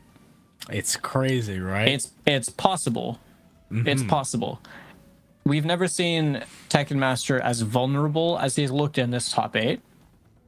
I think in MK1, just in like the 6 months the game has been out, nearly, you know? Yes, 1,000,000%. And yeah, I think that just goes to show the kind of level of play that's being displayed in this top 8. We're getting things set up anyway for the next game, so we'll have that underway very soon for you guys. We do appreciate the patience. But yeah, man, I mean, this is an opportunity potentially for these guys to be able to eliminate Tekken Master and cause that upset, you know, really kind of get their name out there, where it's a good platform for all these people playing from a scene that has been underrepresented throughout, you know, the NRS scene for a long time, and now they've actually got their spot in the limelight over here, making good use of it. I think it's always fundamentally very important for new generation or next like gen players to play against what I would deem as the old guard, more prolific players, because not only does it help put more eyes from them, but it becomes a bit of an exhibition spot for them to grow. Like another player that's found a lot of recent success, and massive congratulations to him and his overall general performance, Hourglass of Rain. Yeah, no, he's found a lot of success as a Melina player. True. A lot of people were looking down that character for a long time. Now that they've seen someone as good as him, who's put in the work, the time, can actually show it, people are now a bit more drawn to that character. And the characters were literally waiting for you to stop speaking before they started the match. That's crazy. They're so polite. Gentlemen. All right, battle of the best friends right here. We got Kenshi versus Johnny Cage. Seeing the Kenshi Sub-Zero that we saw Yaser on earlier on in the top 8. The 1-4 into Freeze is going to be a clean confirm. Trying to cash out on the big boy damage right here. Drops the combo though. That's very interesting. Something I've noticed from Yaser, if he drops or misses something, he will happily spend the bar once throughout the play. But ooh, I don't know what Shady was looking for right there. I'm not too sure, but something I didn't even think about mentioning. How much does Shady know how to play against Kenshi? Especially like high-level Kenshi, right? That is very, very true. I think it may be a case, especially knowing Yaser's fighting playstyle, they might just try to end up set playing and smothering each other, especially if Shady doesn't really know how to deal with like a very strong Kenshi. Yeah, I mean, to be honest, Shady is kind of the... He's like the conductor of the I don't give a crap train. He literally is just running people down like all the same, like they're just the same person. He doesn't care what character they're playing. He doesn't care who they are or anything like that. And I respect it because it doesn't take anything away from his gameplay, right? But he is just playing his game as he wants to play it. And as you can see, playing his game as he wants to play it is going to lead to him taking that round right there and tying things up 1-1. One thing that I do want to note that's been a little bit uncharacteristic from Yaser, he's been dropping quite a lot of combos since the start of this set. The combo he's trying to do is pretty tough. When you're doing that online like consistently, he's looking for the damage, and I don't think there's anything wrong with that. But yeah, there is something to be said when, you know, you're potentially getting a lot less damage for trying to go for a harder route, whereas you could just take the more consistent route and take the setup. So it's going to ultimately just come down to seeing what the choices are that are made throughout the rest of the set over here. But this is definitely not going to be a drop combo. That's 450 damage into the overhead right there. No breaker available for Shady. Yeah, that's going to be game number 1 to Yaser. That was very swift and very comfortable. And like I said, man, when it comes to Yaser in particular and him utilizing just like Sento stance, he just set plays you. It's crazy. Yeah. Like yeah. He's good at being able to manipulate the timings in which you're expecting like the pressure from Kenshi and Sento, and then also being able to capitalize on those hits and being able to find those so that he may turn that into even more damage and a better situation. But yeah, I mean, that right there was the first game. We're just getting a few things worked out behind the scenes, and we'll have that right back for you very soon. And yeah, man, I mean, I just think that like both players were kind of scrapping. The last round was definitely in favor of Yaser as he took game number 1. But then Shady in round number 2, once again, went back to, it literally just doesn't even seem like he cares who he's playing. He just does whatever he wants. And it's proving to be very effective. It's 100% a momentum game, I think, between these two, where, you know, you're going to have to kind of deal with Johnny Cage's plus frames, the interruptions he does have, as well as, like, the extra time and utilage that Kano knives really give. You know, makes you second guess a lot of your armor options in that instance. Whereas with Kenshi, you got to watch out for a lot of the spacing and, you know, in every instance of every touch, going into Sub-Zero freeze and then into Sento. Like, yeah, that's what this game is going to boil down He has been on point, though, with actually finding the confirms into freeze. And one thing that we noticed when Yaser was playing the previous set was they weren't really using back 2 into freeze too often. But I've definitely seen it in just that one match alone. And it looks like they're a bit more on point with just committing to, if they genuinely in their heart of hearts, they believe that back 2 is going to whiff punish, they're at the freeze, just dial it in. Right, and they did find some mileage out of that, because that's a lot of reward when you're playing Kenshi. Yes, worst case scenario, it whiffs, you use Sub-Zero, and then it only uses half the bar, so you still have an option to use it a little bit later down the line. So there's tons of ways of working around it, and I do firmly find like Kenshi Sub-Zero to be just such a formidable team paired together. Yeah, I mean, there's not a lot of cameo picks for Kenshi, things that do work. You know, we've seen a lot of things. I mean, even just last time that we were over here in the Middle Eastern qualifiers, we saw TM playing Kenshi and Striker. So did Reaper. There was obviously like Kenshi Cyrex was around a lot early in the game. Kenshi Cyrex is still played, but it's not as good as it was in the beginning of the game. Kenshi Sub-Zero, probably the most popular team. We've seen like Kenshi Frost from people like Scar. Kenshi Kano. There's been work in the Discord for like Tremor as well. Chameleon, Scorpion. Scorpion has some really interesting stuff. But ultimately, yeah, like Kenshi's sub is so good at just playing in a way that really, really rewards your ability to hit confirm. It does, in a way, have what I guess could be considered a drawback, is that it's reliant on the hit. But if you can find that hit, your win condition just absolutely skyrockets. Your stocks go up real fast because you pull out Sento, you cash in on a bunch of damage, you have them in a situation with like 60% of Sento's uptime left. If they guess wrong, they're dead. Honestly, he's such a scary character in this game, man. Like, you guys got lucky with the 4-year break, because he came back like I wouldn't say the best version of he's ever been, because MK9 Kenshi that's a beast in itself. Yeah, MK9 Kenshi was peak dishonest. Peak dishonest, and they came back with balance to MKX. And everyone's like, ooh, let's look at Possessed. But I'm very happy to see him return, even if he does 50-50 blend and mix me to hell. That said and noted, we are still getting matches underway on our end. We do apologize for the wait in between, but as we do wait out, actually, we are currently halfway through the combat pack now, and I believe possibly maybe our next character would probably be Ermac, considering that we've just had the guest character in Peacemaker. And what are your thoughts on well, Peacemaker and Ermac? So we haven't had the time to actually talk about the rest of the DLC. I mean, to be honest, I don't really have much of an opinion on Peacemaker, other than I think he does a lot of damage. Like, you're not wrong. You're not wrong at all. He to me, he looks like an Injustice character that works in the Mortal Kombat 1 formula. Yeah. But he really reminds me of an Injustice character. So he's like that. Mm-hmm. I don't really have too much of an opinion on him. Ermac is, other than him being really ugly, I don't know.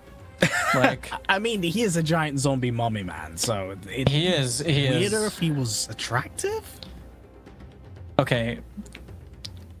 I mean, maybe I should have worded it differently. I think it'll just take time adjusting to his current appearance. Mm-hmm.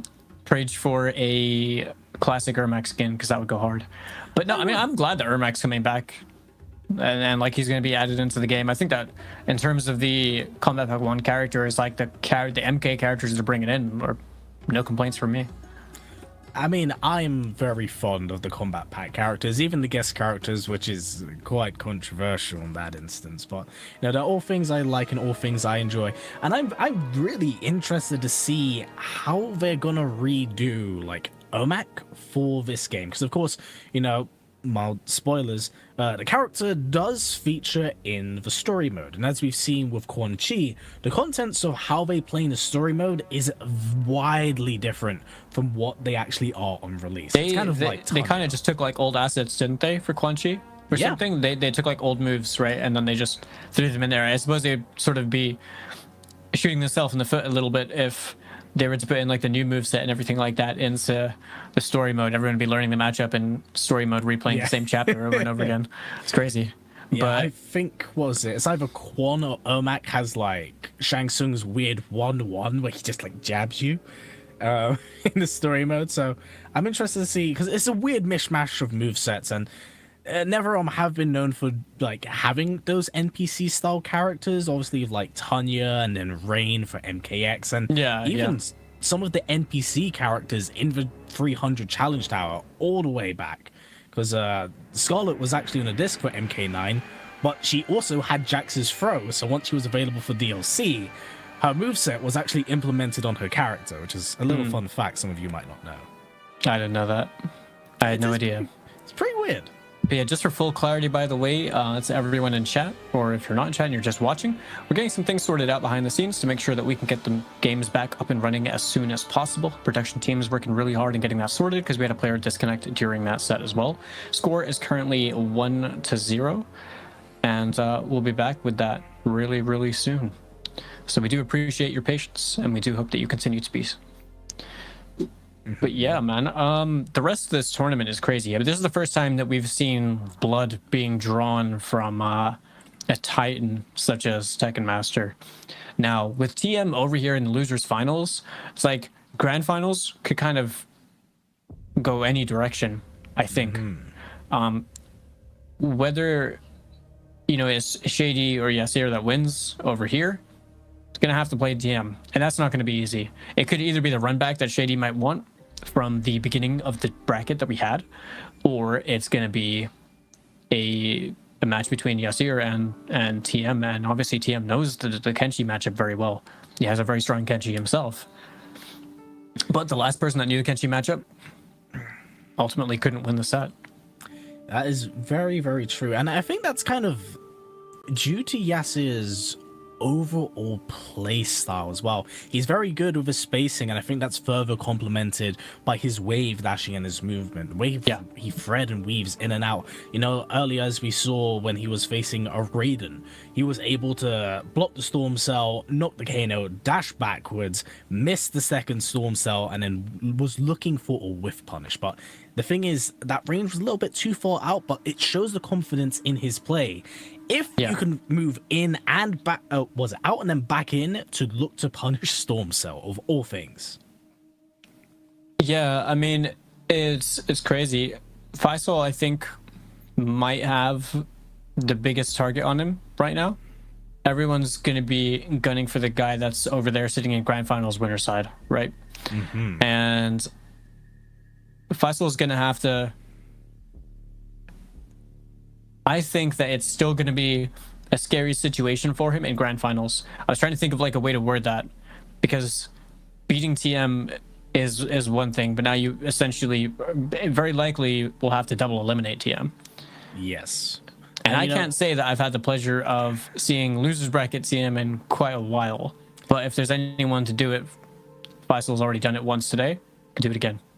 Yeah, if you make the beast bleed, then I'm interested to see how he comes back. So, you know, we don't call Tekken Master the Beast of Bahrain for nothing. He's infamously known for having a plethora of different tools, characters. Beast from the Middle East type beat. Yeah, that as well. You know, his overall understanding of fighting games has always been something, you know, it's just always been phenomenal.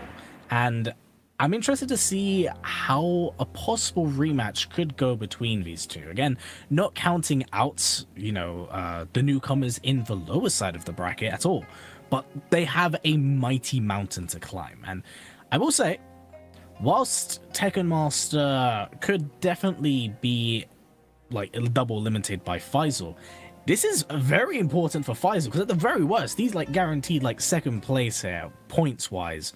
Yeah, will do really, really well. If he wins it, it's even better. Really good for him. Yeah. And for anyone that doesn't know, by the way, these are the regional qualifiers. So we're ultimately building up for every region that has these regional qualifiers for the online pro competition. When it comes around to the regional finals, the winner of the regional finals is going to qualify via the online qualifiers for the respective regions for Final Combat later this year. So in the Middle East specifically, because Tekken Master is guaranteed, I think it's safe to say that at this point, guaranteed to make it into Final Combat because of how many points he has. If he wins regional finals for Middle East, it'll go to second place. So because he's already qualified for the finals, the runner-up will be the person that qualifies through the event, even if Tekken Master wins it. Interesting. Well, I think that adds so much to this entire scenario as a whole. And, we are quite far deep into pro competition. We, of course, have one more, We've had 3 of the offlines already. It's crazy, yeah. 3 out of 4 already, 75% of it done. Combo Breaker, as we were mentioned earlier, but History Behind the Warrior was talking about, was getting yourself signed up for that while the floodgates are open. Definitely try and make your move before things close up, as Combo Breaker is going to be the last offline sanctioned event, and then we're going to have a last chance qualifier that is going to come up before Final Combat as well.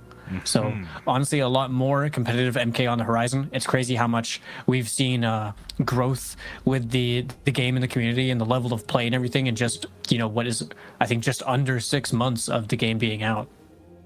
Yes, so much has changed and so much has happened, and we're halfway through the DLC pack, and without a doubt, knowing NetherRealm, they already have some more DLC cooking. We of course did have Aftermath, but keeping in mind where we are now, we're only a few months away from Final Combat, which will be taking place on June 14th. Of course, day 1 of that will actually be the LCQ itself, and then we'll go through the group stages and the pools, which will then be followed by Final Combat itself to crown the first victor of the the Mortal Kombat 1 Pro competition. So I'm very intrigued, and I'm very excited. I'm very, very excited, because the level of play, it's always been going up, from event to event, from MKX to MK11 to MK1, with all of the new faces and the new generations that come with each of them. The level of competition always goes up now, and with all these new faces, a lot of them come from the offline stage, and they're super, if not so too young to participate. I mean, look at Kanamani, for example, right?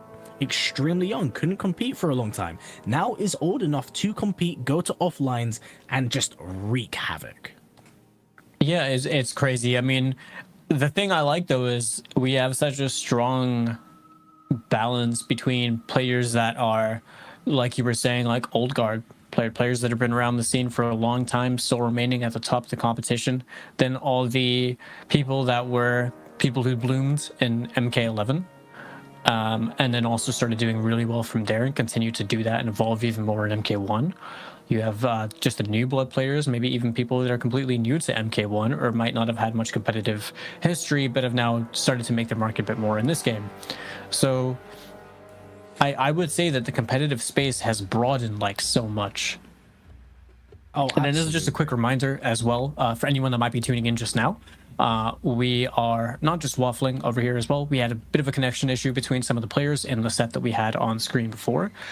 Production are working very hard to getting this stuff sorted out behind the scenes as well, so we do appreciate your patience, and we'll be back with more Mortal Kombat very soon. But until then, such is the nature of online events, I suppose. Yes, unfortunately, these are things that are widely outside of our control, and we are definitely trying our best. So big shout out to production guys. I can imagine they're probably pulling out their hair trying to get everything done. So we appreciate your time and your patience. We will be back with more games as soon as I imagine possible. all of them sat in a circle, and it's like Otacon from like Metal Gear or something. They were like a bunch of screens in front of them and stuff. One hand on like one keyboard each, and they're all just like in one circle, and the entire room is just a circle full of like 72 screens. You just got everyone in there being like ultimate hacker man. You make it sound like they're praying to the occult, just with the keyboard in the middle of the room. One singular keyboard used between the team. No, seriously, like shout out to production stuff when it comes to any kind of like online tournaments, because they're always doing so much. But it looks like we have an update from the wonderful voices in our head. We are not part of a hive mind. It is looking like the connection issues will mean that Yaser is unfortunately having to concede due to some unforeseen home issues. Shady is going to be advancing on in the bracket, meaning our top 3 is now determined. So that is going to be losers finals between Nasser Tekken Master and OD Shady before we head over into the grand finals to determine who is going to be coming out on top of the final Middle East regional qualifier before the regional finals. Oh, dude, this is going to be great because this is losers finals for 1. And 2, this is a run back from winners semifinals where Tekken Master sent Shady all the way to losers side, and he's now had to work all his way up to losers Yeah, this finals. guy's been running the gauntlet this whole time, man. So this is going to be kind of brutal. Tekken Master double eliminates Shady, but Shady did make him bleed, and I think that has been the first like chip in like his armor that's kind of allowed Feist to also capitalize on. So this is a run back I'm very excited to see, and I want to see now with so much momentum as well behind him after getting win after win after win, if he can carry that momentum into this next match against Tekken Master. What do you think? Do you think we're seeing Tanya at the gate? Tanya was the one that, TM started with Raiden Kano, for anyone that might have missed the first set, and lost the game. And after that, it was the Tanya show, pretty much. TM just had the right idea, the right approach in mind, and it worked out tremendously for him. So this is kind of, they're not just going fresh into this set, they're running based off of the adaptations they made to each other from the first set of this entire top 8. If anything, this has just been a very prolonged set between the two with a giant break in between. So the information taken from earlier on is still going to carry over now. It's just going to be very important to see the counter adaptations that one makes, especially in the case of Shady, since he was the one sent to loser's side. So it's more dependent on him to see how much of that he brings across here. Whereas for Tekken Master, no, he's in losers finals. He's bled a little bit, but if there's anything we know about Tekken Master, he always has a plan in mind. So I won't say he's 100% gonna go with Tanya. He may go with someone who we haven't seen. You make TM sound like the guy that round 1 Yu-Gi-Oh just sets out 5 trap cards.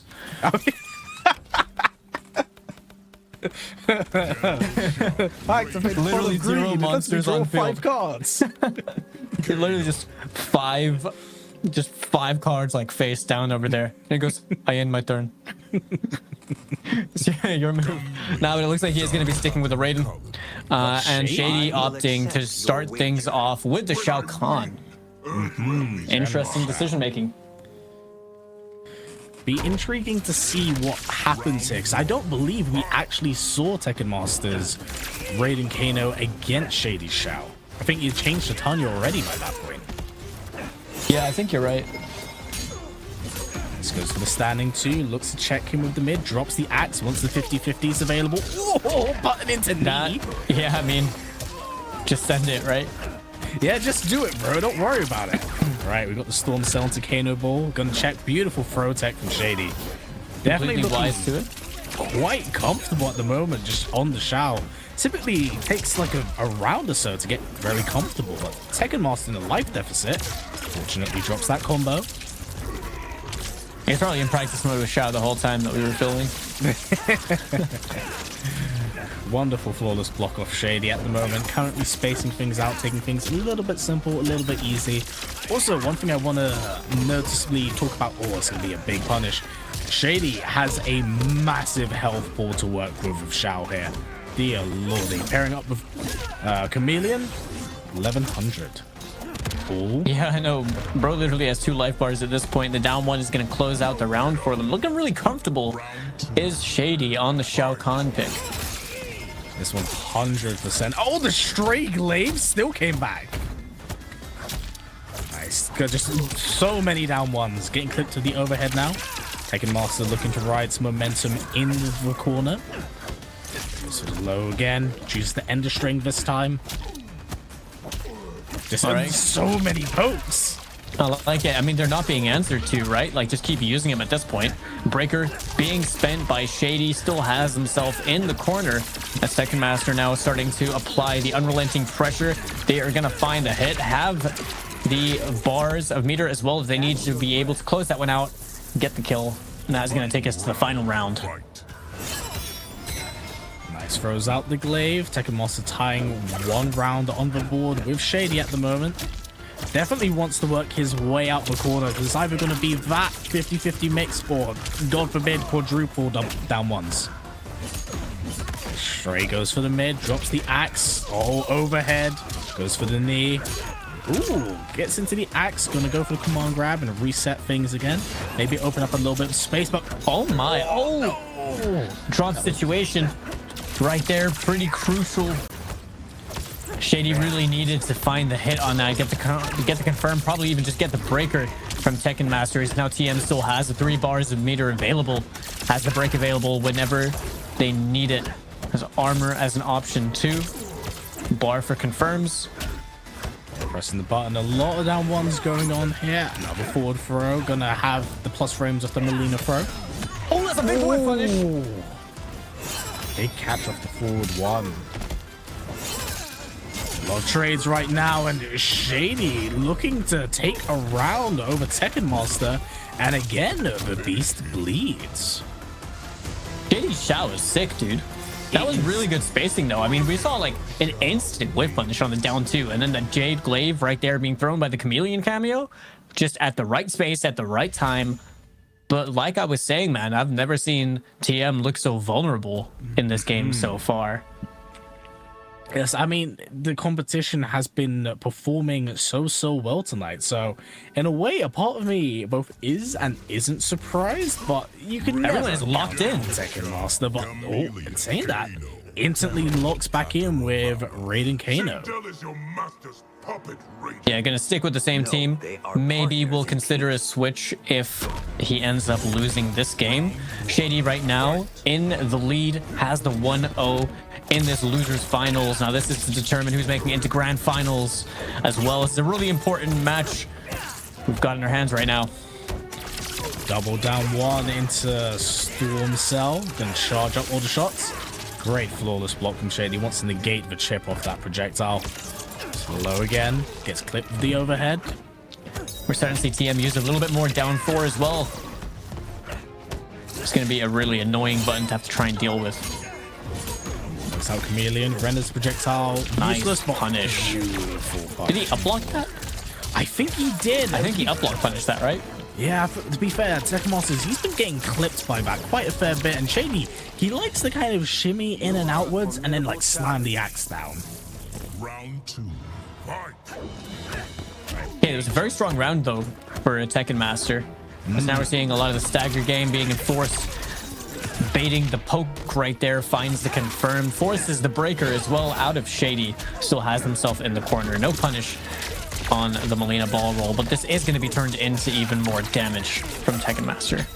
Oh god, that is a lot of damage. Misses the superfly, but clips with the overhead instead. Gonna get the backwards throw. This is gonna be good for Shady, but Master always does have an out-tap plan. Blocks the overhead. Not this time. That was a hell of a gamble to make without any bar to break as well. Ooh, this is it, but button into Storm Cell, and Tekken Master even things out with a point on the board. Tekken Master got so much mileage from Shady just being trapped in the corner that game. Like, it was a lot of like individual stray hits that were just connecting. Even like the overheads, they just rack up, right? There's just okey small amount of damage, but it just accumulates, and it feels like it can accumulate really fast. But the Melina ball roll was definitely like an all or nothing decision right there from Shady, which unfortunately for him didn't work out. I'll let you want to touch on that point on, it doesn't do that much, but when you get hit by it 3 or 4 times, it does all inevitably add up. It's like getting hit with throws in this game, right? Yeah. Like the 13%, but you're like, I can take the throw. And you get hit with the 3rd throw, and you're like, that's 39%. I've almost lost half my life. Frequent amounts of smaller damage really do become a big threat as well. Shao Kahn really needs to cut his nails, bro. What's that? He's got them grandma fingernails. Oh, God. Oh, just a big whiff right there. Too? It's all right, though. Kano had his back. Yeah, I commend how big that was. And also, I want to talk about, actually, from the first game. Shady actually switched to having Chameleon. Now he's gone to... Yeah, you're right. Also, you're saying how big that was, because I saw Xiao's jump 2 connect on Tekken Master whiffing a low. Yeah, that sounds about right. That's definitely a Xiao jump 2 moment if I've ever seen one patented. Former Khan in general advantage, man. You know how it goes. Saying that, Tekken Master right now has the corner to work with. Reinforce that 50-50 game, but a wake up down 1 to dash up back throw? That was such a ballsy poke, and I really respect it. Absolutely calling out Tekken Master's offense. Oh my God. That was so close. I thought it would snipe him out the air. If it did, that would have been insane, because that was a fast reaction. Yeah, that would have been the mother of all nice punishes. All right. Staying vigilant, staying aware as well of the Kano. Right now, it's still anyone's game. Anyone's round. Oh, chunky down 2. Counter hit. Oh, not a favorable trade. The fact he just ate an uppercut with an axe. Yep. Got back up and then just continued to combo him off of the trade situation with the knives is crazy. Shady definitely wasn't ready for that one. Worked out completely in favor for Tekken Master. Yeah, no, Tekken Master playing this very, very well. Looked a little bit slow to start up with, but now just is riding a wave of momentum that Shady is forced to deal with. Oh, nice catch off the mid. 50-50 time, goes into command grab and slam the axe back down. That's for a big jump 2. Check with the down 1. Oh, potential shimmy attempt right there. Overhead being armored through. Going for the low, no throw this time. Ooh, can't quite get the knives in. Okay, the back throw. Yeah, 3 bars a meter for Tekken Master. Oh, goes for the low. Oh, things looking a little bit choppy. Tekken Master getting himself out the corner, getting clipped by the Kano ball. Looks for the wake up knee. Has to break. This is a do or die situation. Tekken Master could slowly but surely try to chip him out, but got to be aware of that fatal blow. Gotta be careful about throwing out those down 4s as well. You don't want to get clipped by one button that Shao Kahn's gonna throw at you. Yes, of down course. 4 working out. Oh! A character infamously known for having extremely strong range. Tekken Master looking to run down the clock with only a few seconds left, but there's the Superman fly. That's another win on the board for Tekken Master, making it 2-1, but Shady's still in the fight, and he does look remarkably. I mean, these are close, right? Like, these rounds are close. I can't say for sure that Tekken Master has looked at that dominant. It feels like it really just came down to, you know, like a last minute situation, and over there the ground slam is just a little bit slow. I mean, TM was ready to be able to electric fly over there with the knives to cover him. Yep, very, very well played, but I thought for a second there we were gonna get a Raiden mirror. Oh wait, don't correct me, please don't correct me. But yeah, Tekken Master back over Raiden?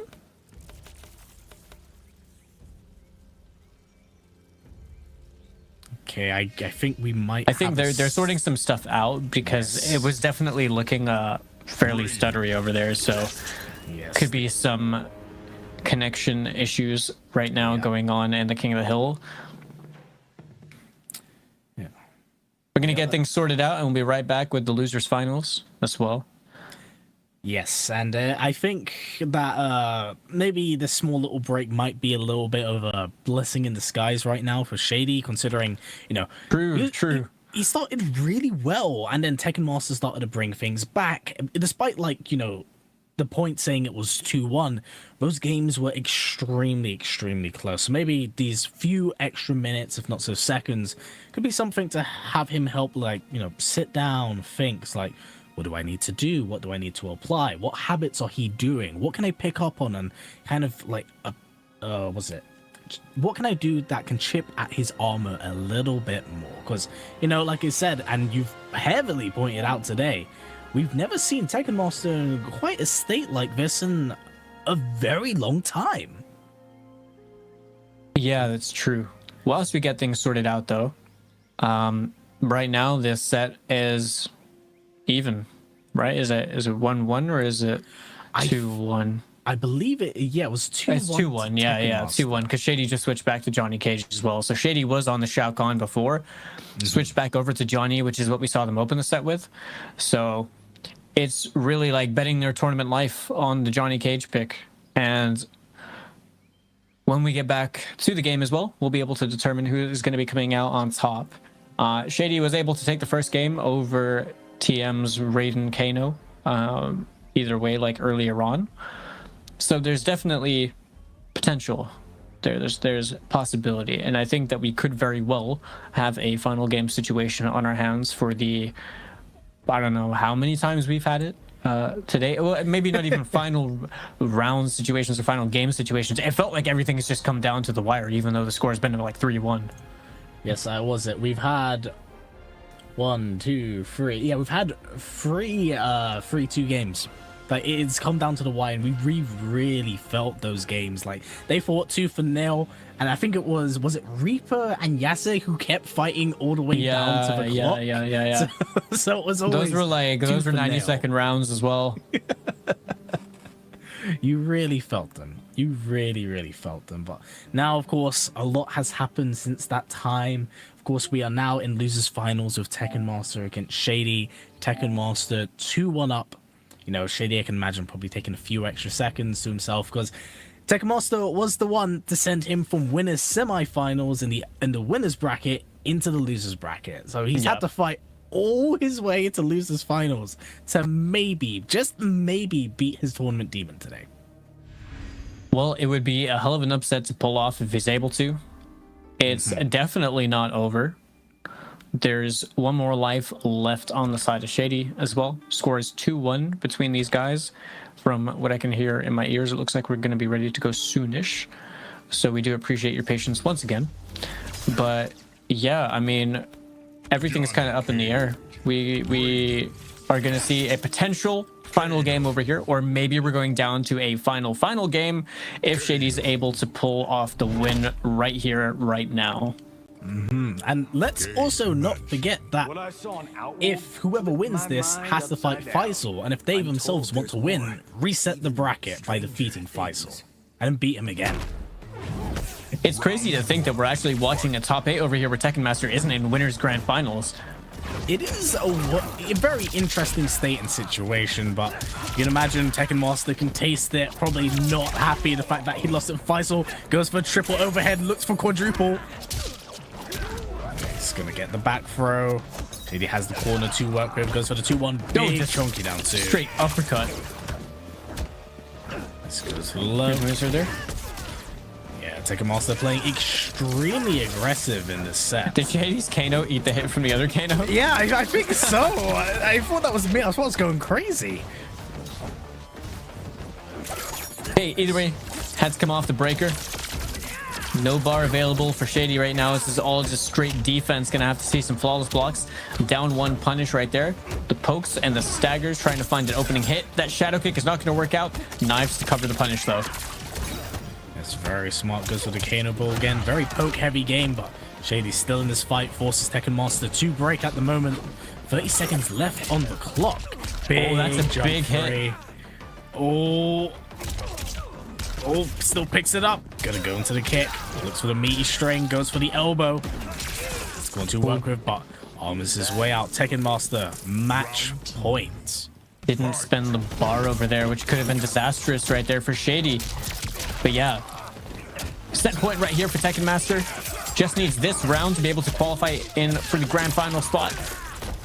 Yeah, Yeah, looking very comfortable. Also keep in mind that a team of Kano Johnny Cage does only have 900 health, a bit of a glass cannon, so any damage that Tekken Master does so much more. Nice, beautiful flawless block, a lot of pokes, gets caught out for it by Shady. Big damage coming in.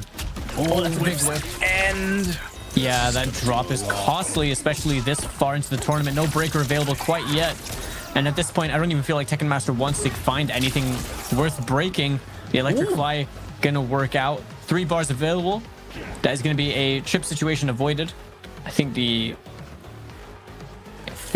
having some connection issues between the two at the moment. We're looking for parry at the moment. Yeah. Ducking on the projectile. You say connection issues. I say VPN set to Mars. That's a chip avoided. Oh, we're commentating the PowerPoint presentation. Let's go, Callum. Yeah, just the down one. That slide right there, that was crazy, bro. And just like that in sweep into Mars. But just like that. Sorry to cut you off. What were you saying? You know, I was going to say that will mark the end of Shady's match against Tekken Master today. Unfortunately, it actually ended in the same way it had began, with a 3-1 against him. Unfortunately, there has been a few connection issues, which, you know, we really can't help. The tournament life and the router both bit the bullet right there. It was a wrap. Yeah, they just that said point. It's very unfortunate because, you know, Shady really made a very phenomenal losers bracket run. Very strong impression as well, just from this top 8 alone. Yeah, very much so, and I'm very impressed. So I hope we get to see more of him in the future, even with his tournament life now over. Well, that said, Tekken Master will be moving on to grand finals to fight it out against Faisal one more time, with maybe him being able to reset it, seeing as it was Faisal that sent him there. But, you know, you gotta wait and see. But if anyone's able to do it, it's definitely him. I mean, for real, shout outs to all these Middle Eastern players. They've been putting on a hell of a performance for us. Whether it be us commentating, watching all this stuff live with you guys for the first time, or whether you guys are watching as well, keeping tabs on what's going on with the Middle Eastern scene and how the qualifiers are looking.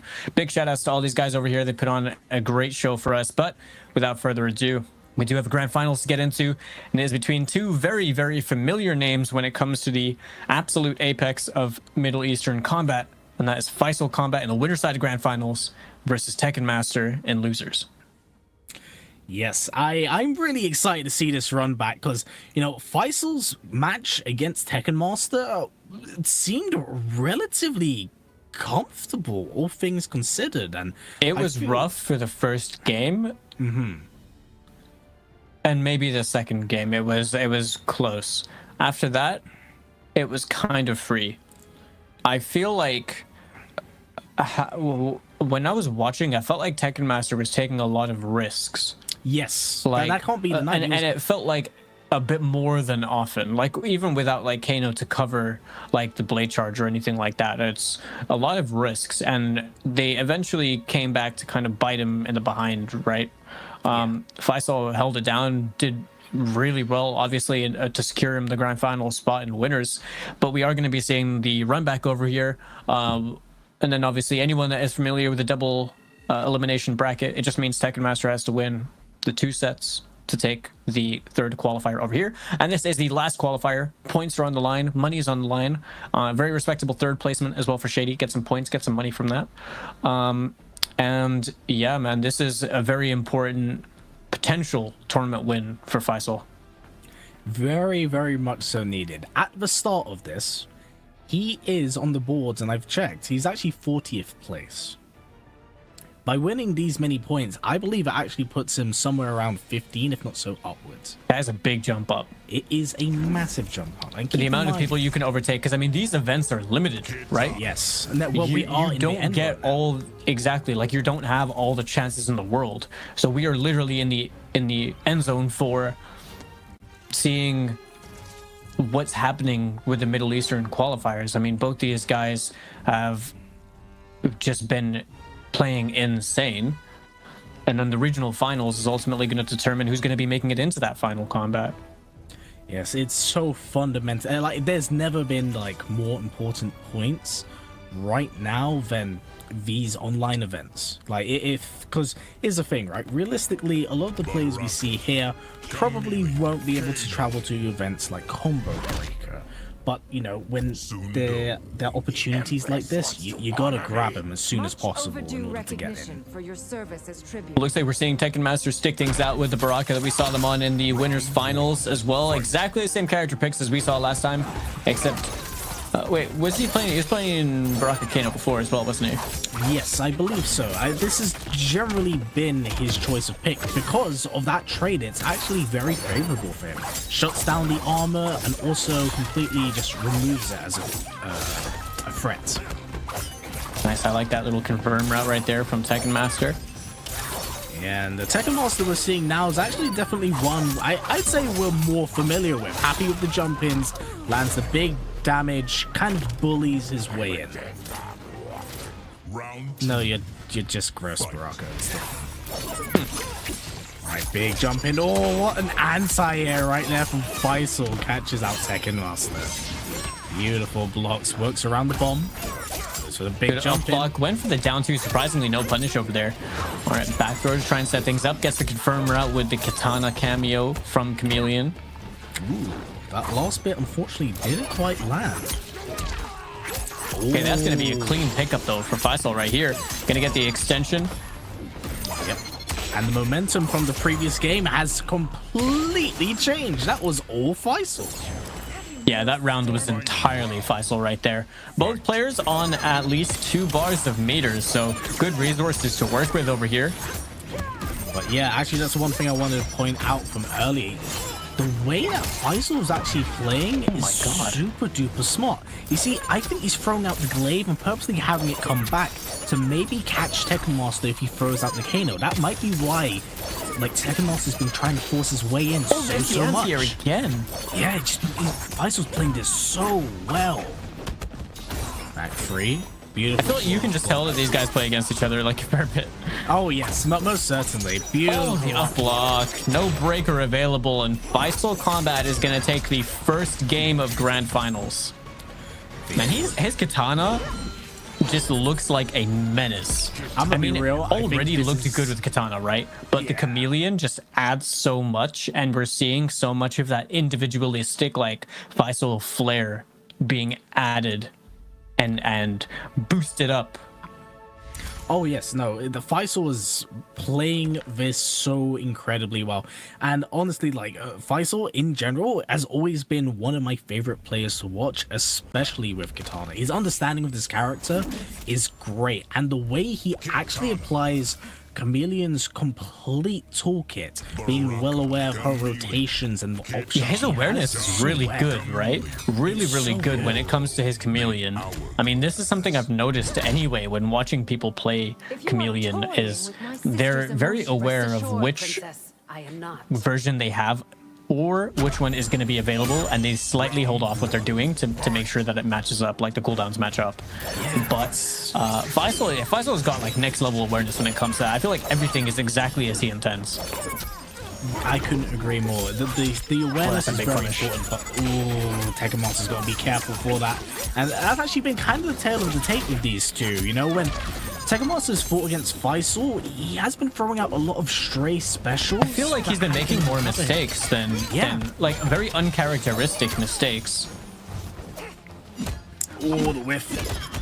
Yeah, no whiff punish right there from Tekken Master. Faisal opting to open up more space, ducking the standing 3 as well. Goro eating the fan for his troubles.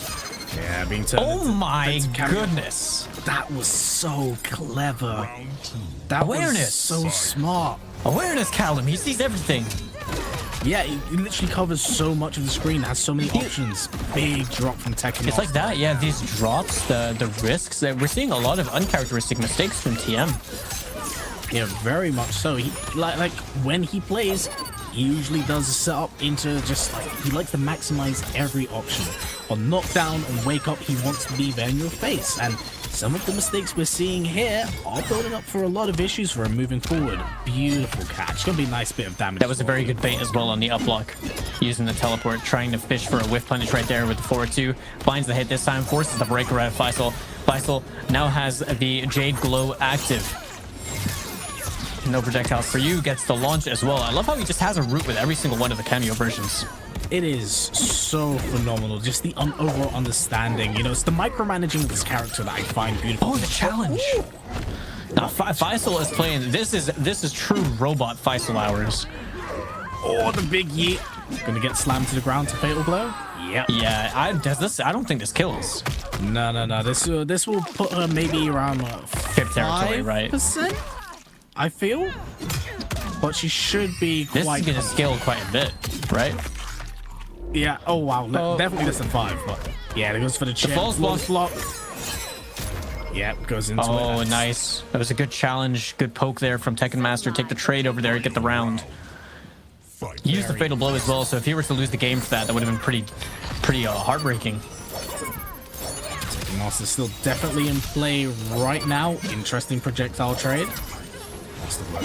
Walking his way in. Ooh, caught the stray glaive. Gonna get full combo punished for it. Oh, big drop. The combo from Feisal. Yeah, nice. Oh, the armor break as well. Gonna go for the buff. Okay, that is a clean confirm right there for Feisal. Has the Jade available. We're gonna see the glaive set up at any point off this. Gets the block. That's a full combo punish, being very acutely aware of the fact that Goro completely whiffed. There is no block stun. Oh, that's just styling right now. Oh my god. That was sick. Another game on the board for Feisal. 2 games up against Tekken Master. Looking to take. Feisal is playing the best I've seen him play. He is. He's playing phenomenally. I feel like this chameleon dropping is literally like the best thing for him. He seems to just understand how to use this cameo so well. And right now, I've never seen Tekken Master look I don't know if flustered is the right word. Maybe lost. He doesn't seem like he knows how to approach this anymore, but he's going to be switching back to Baraka. Baraka did get him some staple strengths that he was displaying the last time that these guys played in winners finals, but this is a potential last game right here if Feisal is able to close this one out. Yep, I think it's very possible, and Feisal's never been in a more favorable position, but he does have to get through Tekken Master one more time in order to do that. It's just, can he do it? Okay, the down forward check. Seeing a lot more aggression coming out of TM now. Yep, definitely playing off the momentum, catching, playing buttons, gonna splat you into the ground, but is out the corner. Back free, the curse button. Oh, he's so gross. I love it. Beautiful flawless block. Goes for the back three. Gonna be covered by Kano. 2-1. K neutral. The down 4 check. That's such a plus poke as well. Such a good poke. Brock is down 4. Yeah, this is definitely the Tekken Master we're a little bit more familiar with seeing at the moment, but you know, Feisal just playing this so incredibly well. Going to bomb cell into upwards fan. And it's like Katana's getting good damage as well. Like, despite the fact that she's able to force you to approach, it's like every hit is actually being turned into like 30, you know, upwards of 30%. Ooh, that was a very interesting interaction. The knives actually forced Feisal and Katana into like a block state. Oh, there's the overheads. The dash up ball roll as we are now on tournament point for Feisal Kombat. Panther's very own over here looking to take this entire regional qualifier number 3. Just needs to close out this last round. Yes, and playing it very methodically and very well against one of the very best in the business, Tekken Master, no less. The resources near enough the same. Seeing cameos available for both players. 3 bars of meter. They're both going to have the breaker available. Tekken Master respecting the jump-ins gets opened up by the back 2-4. Had to break. Back 2-4 again. Now this is dangerous. No breaker available. Gets the Molina extension. Gotta watch the glaive. You could have a repeat of what happened in the winners finals. Forces the breaker out of Feist. Feist with a big health lead right now, but the crossover too straight into the fatal blow. Tekken Master just cashing out on as much raw damage as he can get right now. Yep, wants to do as much damage as possible, get a bit of that bleed in as he slowly works his way in. This is definitely still winnable, especially with Baraka of all characters, but we'll straight back free. Oh, the knife. Yep, there it is. Bring it down. That's not dead. Chip death territory, back free again. And anti-hit. He just that came out of his scalp, bro. Like just like advantage, man. It got stuff coming out of me everywhere. Just like that, though, Tekken Master keeping himself alive over here in the grand finals, denying the win opportunity for Faisal Kombat. Now, if you're Faisal right now, you don't want to let that fluster you too much. So you go into another game as the score is 2-1. Faisal still needs one game to win the tournament. Tekken Master has a bit more of a hill to climb. So it'd be a very, very interesting premise if Tekken Master is able to bring things back, but he has a mighty hill to climb in the form of Faisal, who's just been playing things so incredibly well. I have no idea what really happened there, but that was just really cool to look at. Spaghetti and meatballs. Spaghetti and meatballs. Flipped. Tekken Master showing a little bit more of his form at the moment. Yeah, but there's a big risk right there. Yeah, down 2. Punish just in case there was the Kano active. But see, it's like the fact he went for the charge, but he didn't use Kano. I don't know if that was 100% intentional. It just feels like, risky, but what the hell? That was so sick! That confirm was absolutely nuts, dude. That was like galaxy brain. My man saw into the Omniverse. That was insane damage. He's a watcher. He's a watcher, confirmed. Yeah. All right, Faisal. Gets himself clipped. Tekken Master committed to the back 3-2 right there. Forces the breaker using the Jade Glaive. The down back 3 going to go completely underneath the projectile. Has himself in the corner. Faisal's going to have to work his way out. Great hit confirm off the forward 1-2. It's wonderful blocks of Faisal as well. That's the first time Tekken Master's gone for the overhead, and Faisal was ready for it. But that jumping. Had to break. Breaker has to do it. To get out. Jade Glaive in the ground trap. Yeah, he's got to be careful, got to keep an eye out for it, but that back throw into the cameo is so clean. Overhead. Oh my goodness. Fatal blow available for both players. Got to be really, really careful over here. The 1-1. There it is. And that is the launch. If he doesn't drop this, then that is that. And Faisal Kombat with the brutality finish is going to be your winner from the winner side of the final Middle Eastern Regional Qualifier number 3.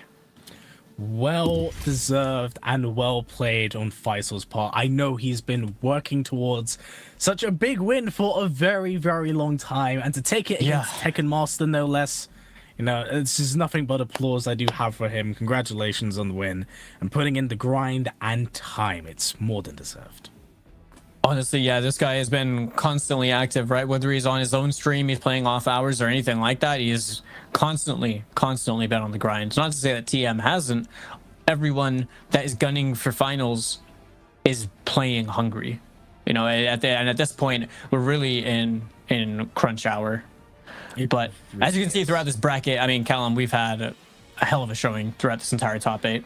Dude, I'm so mentally and physically exhausted after this. This has been such a great top 8. It's been phenomenal. Just the regional talent that has come out here from names and faces new and old has been insanely good. We've had such a diverse array of characters, from Kenshi to Baraka to Tanya to Omni-Man of all characters. We've always had something new on the screen at every different point in the time. So massive thank you to the Middle Eastern scene for putting on a phenomenal show, as well as a massive congratulations to Faisal for putting in the really big win. Dude, he needed this win like so badly. I imagine he is probably over the moon right now, as that means that he has just jumped a few steps in this staircase. But either way, man, it's been an absolute pleasure to be on the mic with the bro once again. commentating, bringing you all the action over here. We do appreciate everyone's patience as well earlier on as well when we had some connectivity issues. And obviously huge shout outs to production and everyone else behind the scenes, admins and everyone that just keeps everything running so smoothly and make sure that we can get all this action out for all of us to enjoy together. But we'll be seeing you very soon. The next Mortal Kombat Pro Competition online event we have is going to be Oceania. Be sure to keep your eyes out for that and stay tuned. But until then, we'll see you all next time. Thank you very much. Take care.